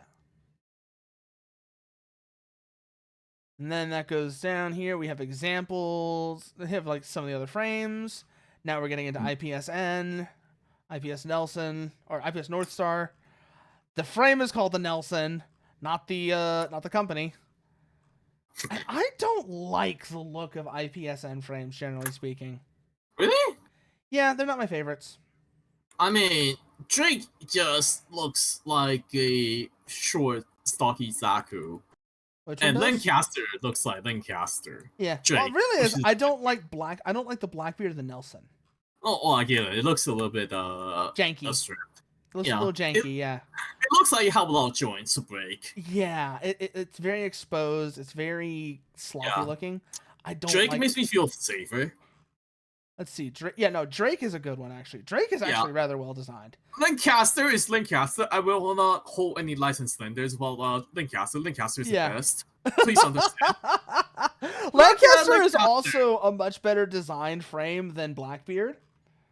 Like, Blackbeard is just bad as a design. Blackbeard feels like it's going to break really easily, which I do not like in mech. I do not like the look of Blackbeard at all.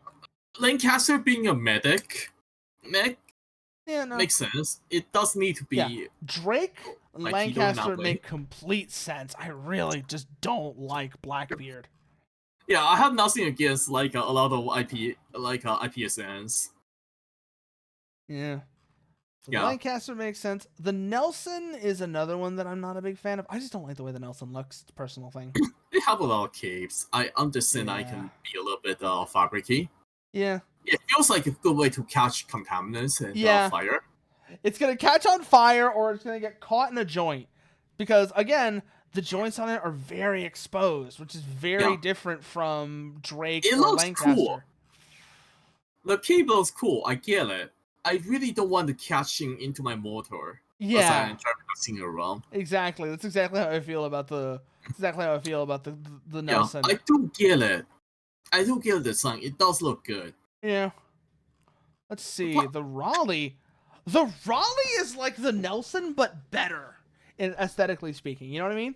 I do like it. Yeah. Again, its joints are a lot less exposed. While it has the cape is not in a position where it's gonna interfere with those joints. Not much. Yeah. Funny thing is, this design is good, but it really doesn't portray Mjolnir. Yeah. Mjolnir is main weapon, the Mjolnir cannon. Yeah. Really doesn't get a huge display. Yeah. In this design. Speaking of which, Mjolnir is such a mean weapon. Yeah. You take it out and you spin right around. Yeah. And the more you spin, the more powerful it gets, so you just fire it. You'll never get it working because it takes way too long to get some of God charged out. But it's very funny when you do. It's very funny when you do. Yeah, no. And then we also have its NHP. Oh, no, it does not have a full NHP. Interesting. That's very interesting, actually. Wow, neither does the Nelson, actually, now that I'm looking at it. I'm used to like other frames that have their own like distinctive NHP. For example, like not Horus, what the fuck is it called? Harrison. A lot of their frames tend to have their own distinct NHP. Yeah, I don't think the company IPSN go too deep into like using AI. Mm-hmm.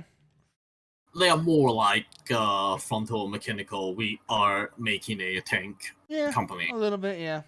Versus more the IP focused. Yeah. Harrison.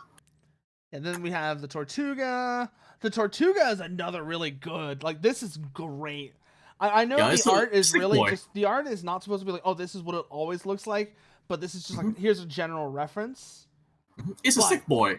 Yeah, no, it's a great, just from a design standpoint, the Tortuga is great. And then here we've got its various, its weaponry. Hyperdense armor. Wait, what? Oh, no, it's License 3 ability. Hyperdense armor. I just saw it. Oh my god. Okay, you know what the best part of this is? It's hyperdense, all one word. Yeah. Yeah, no. It's funny you say that because we had this whole conversation earlier about on like a 5-point scale of hate, don't like, meh, like, love. I'm kind of at like it's okay with a lot of Lancer. Cold. While you're here, what's your opinion on Lancer outside of combat? Yeah. Like in the pilot and stuff like that. What are your opinions on the outside of combat aspect of Lancer? Yeah, because that's the main thing we got into. That is our main thing we don't like about it, is that it's really bare bones outside of combat, and it doesn't, and the two don't interact with each other at all. Or pilot versus mech, where you can have 10 down pilots just ganking out one mech and tear it apart. You can have 10 down pilots jockey a mech. The mech can only try and contest one of them, and then the others just all tear it apart. Oh, before they can contest, jockey 10 of the 40 damage, because that's more than any weapon you can do. That's beside the point. Yeah, it's really sketchy. Yeah, you are the experienced Lancer player here, so. Mm-hmm. Oh, Vlad is coming up. Wait, what? Oh yeah, the Vlad. It's very spiky. It's a very spiky boy. Oh god. I don't like the extra arms. Why not? Because they just look like they get in the way. More arms means more spikes you can spike people on. Does it actually have additional No, it doesn't have main heavy inflex. No, it doesn't.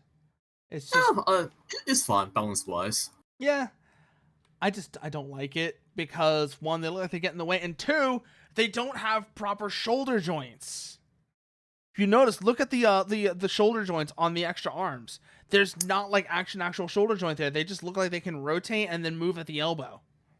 Yeah, it looks fairly clumsy. I mean, can it work? I try to think if it can work physically. If it function, who cares? But you know what? Yeah, no. Why don't you hop in here? Pop into General. I'll drag you in.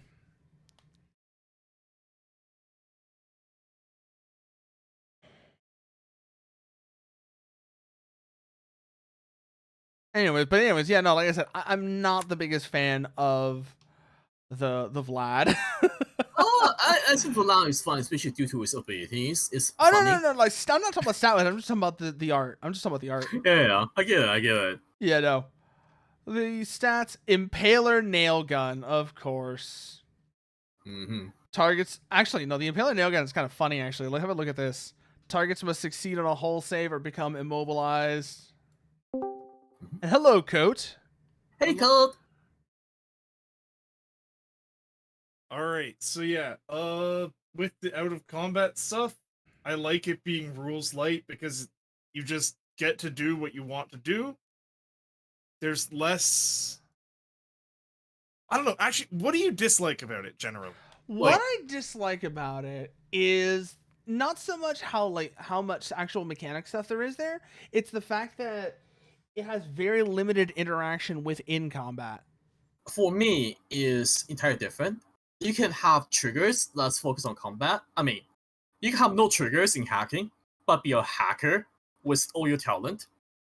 So you don't know how to hack in real life, but the moment you hop into a mech, you do, or vice versa. It's the wizard that's bad at casting spells problem. You can be very good at taking down a building with explosives outside of the mech. Like, and then once you get in, are you saying someone who's are you saying someone who's able to like troubleshoot any problem in Windows should be like a master of Macs? Different environment. I mean, if you're good at setting out explosive at weak point of buildings, right? Somehow you lose that knowledge once you hop into a mech. Wait, what do you mean? Like setting explosives and stuff? Yeah, for example, you have a trigger that's for taking down, explosives. Yeah. And you get into a mech and you are trying to take down a lab, your trigger doesn't apply. Well, yeah, because one is like manually planting explosives by hand, and the other is presumably firing an explosive weapon from a mech. Very different things. Kind of. Buildings still have weak points. I really still am not a big fan of. Again, like I said, the lack of interaction and the fact that you can have that dissonance is really awkward. Yeah, you hop into a mech, you forget like buildings have weak points. Yeah, I know. I suppose. Yeah, I mean, not really. Like, wait a minute. SSC actually the other way. You hop into your mech and your scanners will show anyone the weak points of a building. Yeah, which is not bad. But if you don't have that, actually, I want to go back up and look at something because I just realized they do have distinct logo fonts. That's neat. Wait, they do? Like the different manufacturers, like IPS and SSC, they have different. I see what you mean. Yeah, it's not a big deal. It's just something I noticed just right now. It's good design. It's good. Also, SSC has one of my favorite designs, by the way. Oh yeah. Yeah, let me go and find it for you. The Toe faction. The metal mark. This one right here. I love this thing. Hey. I love the metal mark. It really has that, like, you can see how this is a machine going on. The joints aren't overly exposed like some IPS North Star designs. You don't have capes that just look cool but get in the way. Nelson. To be fair, if you're a lich, does your cape get in the way when it isn't actually there 15 seconds? I'm not talking about the lich, I'm talking about the Nelson. Ah, yes. Yeah, the Nelson is the one that has that problem. Also, Nelson have a very nice cape. The Duskwing has kind of that problem as well, though, with the little streamers like that. I mean, I think the whole thing with the Dusking is that, like, those are holographic. Those are that makes a lot more sense if they're holographic. Well, correct me if I'm wrong, but the Duskwing's whole thing is holograms. Let's go look, actually. Harlequin cloak, Dead articulation, Hall of Mirrors. Yeah, no, you're right. It is literally holograms and shit. Yeah. Meanwhile, the Lich just doesn't give a fuck and covers itself in rags because it's not going to be there when you hit it. Yeah. It's not going to be there when it does anything. Also, I remember Morning Cloak. Oh, the Morning Cloak. The Morning Cloak is another one of my favorite designs. Morning Cloak's a really funny one because you can just like go teleports behind you, nothing personnel, kid. Or sometimes you just actually disappear from the fight entirely. But seriously, I'm out, guys. Send yourself to the shadow realm. The blink space jump. The blink space jump is fucking hilarious. And then on top, you do need to overcharge to take advantage of it. Yeah. The blink space jump is fucking hilarious. You roll 3 6s and you're just like, well, guys, good luck with your mission. Also, stabilized singularity is also really funny for a lot of similar reasons. Because what that lets you do is every time you move, it's teleporting, which means that when you don't cross sight lines, you just disappear from one place, appear in the other, which means you don't trigger reactions until you stop. It's very powerful, yeah. Yeah, it's very funny. A lot of SSC stuff is like that, where it's an ability where the first time you see it, it's like, oh, that doesn't seem like too crazy, but there's some weird way to exploit it. Yeah. Or like take advantage of it. Yeah, it's just nuts. They like, like hold on, I'll be right back. Give me a moment. Sure. Yeah.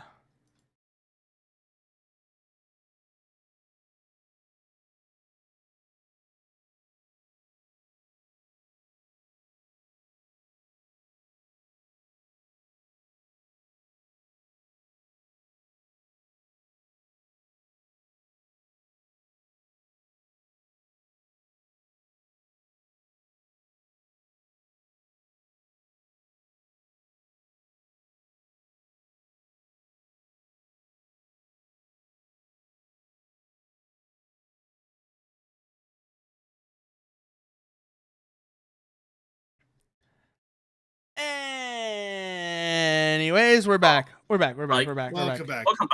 Yeah, y'all were muted as well, by the way. Just so nobody heard what y'all were saying.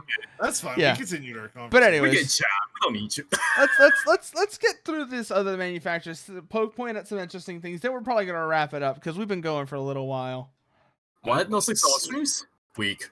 Yeah, no, Koga. I did the 6-hour stream a couple weeks ago. I'm not doing that again. Oh, I can just do 10 hours. You know that, right? Yeah, I know you can, and then you die. Oh, it's fun. I do like 11-hour streams, but only when I start really fucking early. Fuck staying up late, man. Yeah, no. The Swallowtail. Oh, God. I remember the Swallowtail is another great frame for fucking. Everything that is probably the word that describes SSC really well. It's just fuckery. Fuckery. Yeah.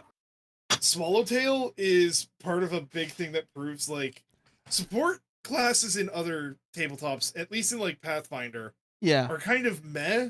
They do, like, a little bit, but not too much. They just add maybe, like, an extra +1 here or there. Swallowtail will literally carry an entire party through an encounter. Oh my god. Just casually. As a support in Pathfinder, I must protest. I carry my entire team on my back. I don't know what you're talking about. Here's 5 potions, drink all of them. By that I mean I'm forcing them down your throat. But yeah, no, like, I know what you mean, though. The tactical simulation, the Oracle, not the Oracle, the Lotus Projector, the marker lights, which are bullshit. How bullshit is it? Tech attack that on a success, they take 2 heat and get locked on, and they cannot benefit from soft cover until the lock on is cleared. Mm-hmm. Don't forget all the things, like, once you start adding talents in, this thing is just, hey, okay, guys, I've shut off literally every defensive ability the boss has until its next turn. Oh, God. Yeah, feel free to kill it. And it's and you're locked on, feel too. Feel free to kill it. Nuts. Yeah, no, just murder this thing. I played... Okay, so have you finished Wallflower? No, we did not. We got to where Contingency White arrived, and then I haven't actually followed it since then. Damn. Because there's an encounter in Wallflower where I literally just had this boss fight the support, and it nearly wiped the entire party. Oh, because like the Swallowtail's just so disgustingly good at, like, it makes an entire party comp work. It just doesn't matter what the rest of the team is doing. And now there's we're a Swallowtail on on there. Space 4chan. Every rumor you've heard about the internet, the dark web, 4chan mixed together while they snort NFT and HPs. Yeah, no, like, Jesus Christ. Horus is just weird. Congratulations, pilot. You have been chosen. Access This is yours as long as you can keep it. They even bug out in the paper. Yeah, no, right? Damn it. I have some thoughts on that. Where if you're gonna do that, it needs to be used sparingly. Make sure this, like, sort of like bugging out, glitching out the page. It's used relatively sparingly for emphasis. Yeah, that's what I mean. It's like you have to use it sparingly, otherwise it gets in the way. Horus core bonuses, yep. Baylor, which is the least interesting of the Horus frames, if you ask me. I don't know. I disagree. Also, to go back to the core bonuses, very important one is the free lock on at the start of every turn, as long as you lock on once. That thing is fucked. Oh god, that is fucked. Jesus. Like, in my current campaign, someone was just using a standard Monarch build, but they felt they weren't having too much thud factor on the battlefield. So I worked with them and, like, helped them spec into part a Monarch, part Pegasus. Yeah. And effectively, they could just lock on to something for free at the start of the turn.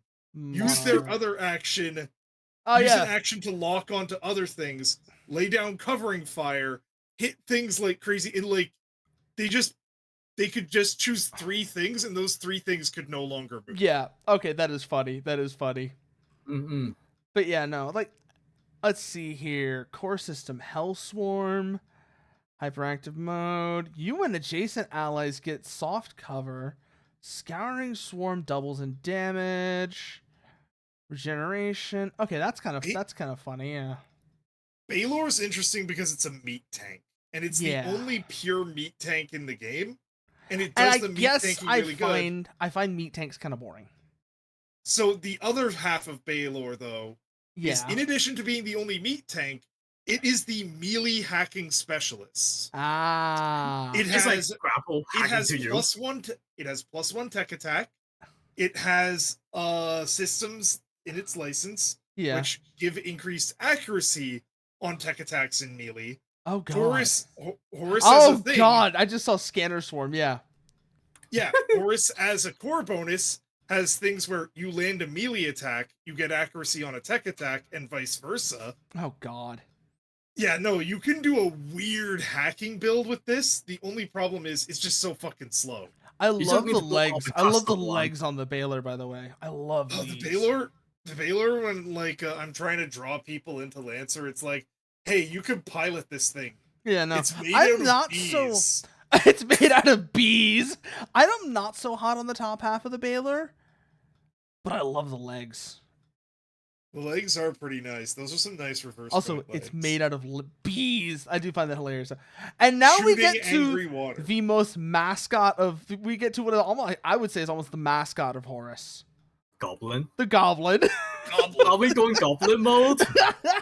As the kids would say. The Goblin's whole shtick is, first of all, it's half size.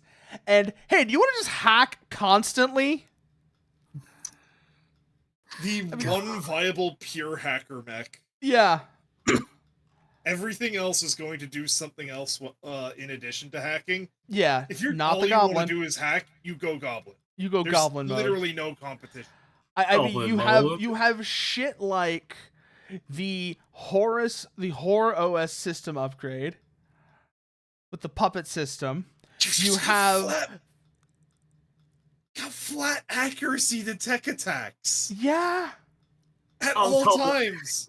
Yeah, it's dumb. The Goblin is so dumb.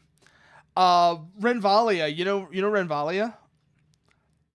Not off the top of my head, no. Okay. They actually got she got into a Goblin right before the Wallflare game we were in collapsed.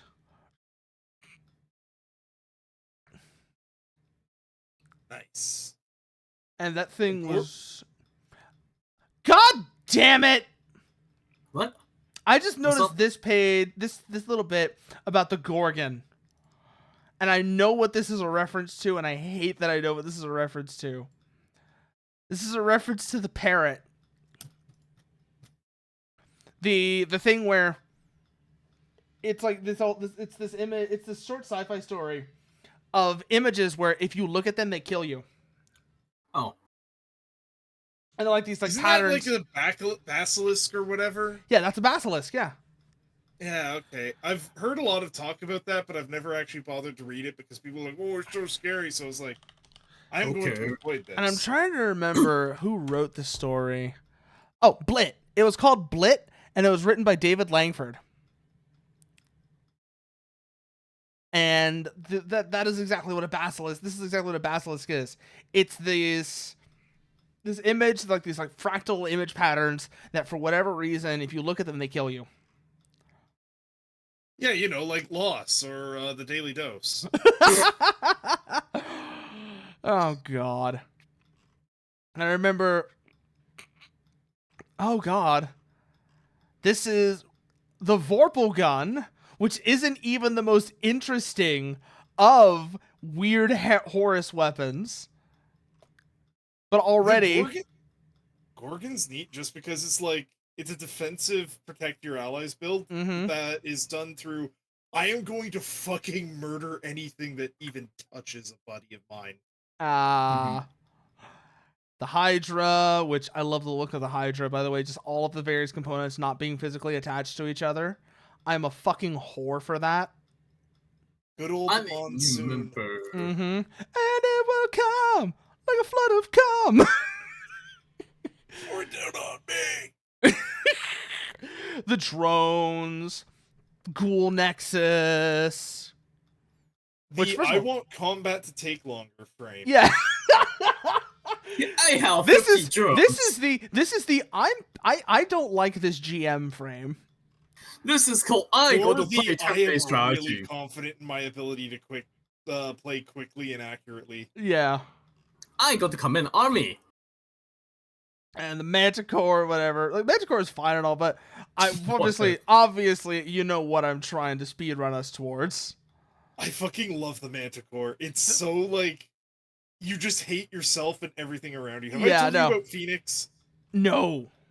A pilot I made who is constantly being flash cloned because he sets his Manticore to castigate in every mission. So, like, the idea would be we hit the boss, I self-destruct on it, and then I get flash cloned at the next session. That's right. It says castigate the enemies with the Godhead. Yeah. Rest to perform, you push it into an unstable castigation state. The Manticore explodes immediately when destroyed, vaporizing it. Oh god, yeah, no, this sounds dumb as hell. It's also really nice for picking off grunts. This would be the best grunt killer in Horus, if not for the fact that the Baylor has a drone that you just kind of like push at a grunt. The Baylor has its bees.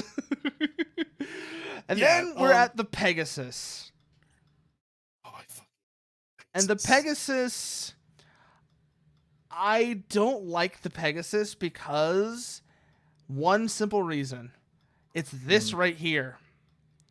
The reason I don't like this is because it's the one time where like the Horus glitch text gets in the way of like mechanically important information. Gun. Extrude gun. I mean, to be fair, that's like just... It is explained over in the core system. Like, there's no way you're fitting the Ushabti Omnigun into the trait section. It's too much information. It's weird, and I don't like that. That's like one of the places where I don't like it. Fair enough. Also, I generally don't like the look of the Pegasus. It's a personal thing. No, it's ugly looking. It's Pegasus knows everything. This is a ugly son of a bitch. And now we get to what is aesthetically my favorite manufacturer. Harrison Armory? I love Harrison mechs. Harrison Armory is nice and chunky. Although on the note of the Pegasus, I will say right now, being able to just control fate literally every round while attacking with free attacks is just fucking hilarious. But like, it has honestly, the best in HP by far. I say I like Harrison. The Harrison stuff I really like isn't in the main book. Oh yeah? You're a fan of the Wallflower stuff. I love the Harrison Wallflower stuff so much. In particular, the Mark I World Killer Genghis is so good. It's so I will say good. My personal favorite in Harrison has to be the Napoleon. The Napoleon. Let's go down to that one. I'll have a look at that one as well. Design-wise, it's crazy looking, but it's more how it functions. Let's see how this works now. True Black Aegis. Reduce all damage to 1. Immunity to all tech actions. What the fuck? Okay. That's an interesting start. Yeah. Also look at what you get in the licenses. Where is it? No, not the barrier. It would be license 3, I think. Displacer? Yeah, Blink Shield. No, Blink Shield. Displacer are also funny, but yeah, it's not the main thing. Immune to all damage and effect. So what you do with this thing? 1, you take the like unarmed combatant talent tree. So you are great at grappling, and your unarmed attacks in mech are actually really good. Yeah. 2, you are fighting an Ultra. You immediately clad up in your core bonus and drop the Thunderdome on yourself and the boss top of the round.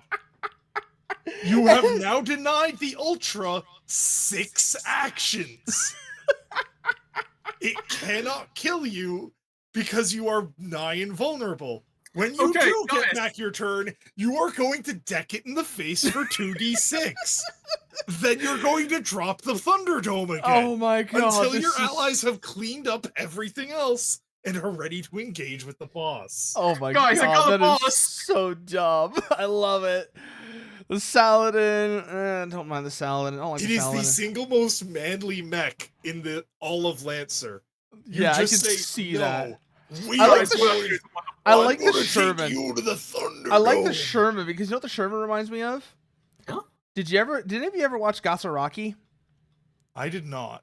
Oh, go look up the tactical armors from Gasaraki and you'll see exactly why I love the look of the Sherman. It reminds me of them. Especially the Sherman is the crab of Lancer.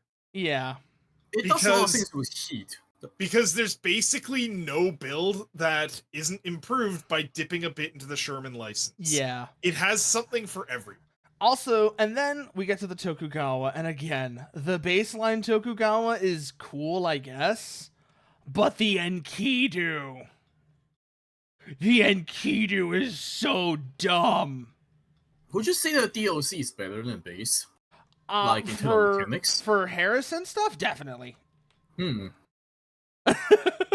Because, again, you get the Enkidu, you get the World Killer Genghis, you get a bunch of other stuff that it takes the ideas of Harrison stuff and just cranks them to silly levels. Well, yeah, because it's the Setcom era of Harrison, where there is zero attempt at a good public image. Yep. And I don't know, the classic, what's it called? Because of the way Lancer rounds up, Gunslinger Tokugawa is actually pretty neat. Because you can inflict a solid 18 burn damage and bonus damage by going all out with hand cannons. Mm-hmm. It's a lot of fun. What I really like is, like I said, Enkidu, right? Annihilator, and I think there's a Nuclear Cavalier skill you also grab. I forget which one it is off the top of my head. And you put those together to where you have an Enkidu with Annihilator, the aforementioned Nuclear Cavalier skill, and you could basically just ride the danger zone all goddamn day long. Yeah, it has the Deepwell heatsink is so fucking good. Yeah. By the way, this is what you do. You run that with the Enkidu, because remember, when the Enkidu is in the danger zone, it gets additional weapons. It gets the funny bifurcate skill. Yes. Literally, Kogasa, you're familiar with the Enkidu, right? Nope. Okay, so the Enkidu's core bonus is special. Yep. You activate it, and it allows you to instantly kill something within your movement range that has 7 or less HP. It then recharges and gives you another action. You can rip every grunt on the battlefield apart, provided they're close enough together. Yep. If there are things with 7 or less HP left, you can rip them all apart. Like, Code, I don't think you have to understand. I don't think you understand. I made a character that was the perfect match for the Enkidu. I didn't know the Enkidu existed at the time. You guys are going to hate this. So it's just like APE for League of Legends. I don't know what that is because I don't speak Virgin. Don't worry. Damn it. It was fun like did I actually steal the joke? No, don't worry. You just told in the dumbest way possible.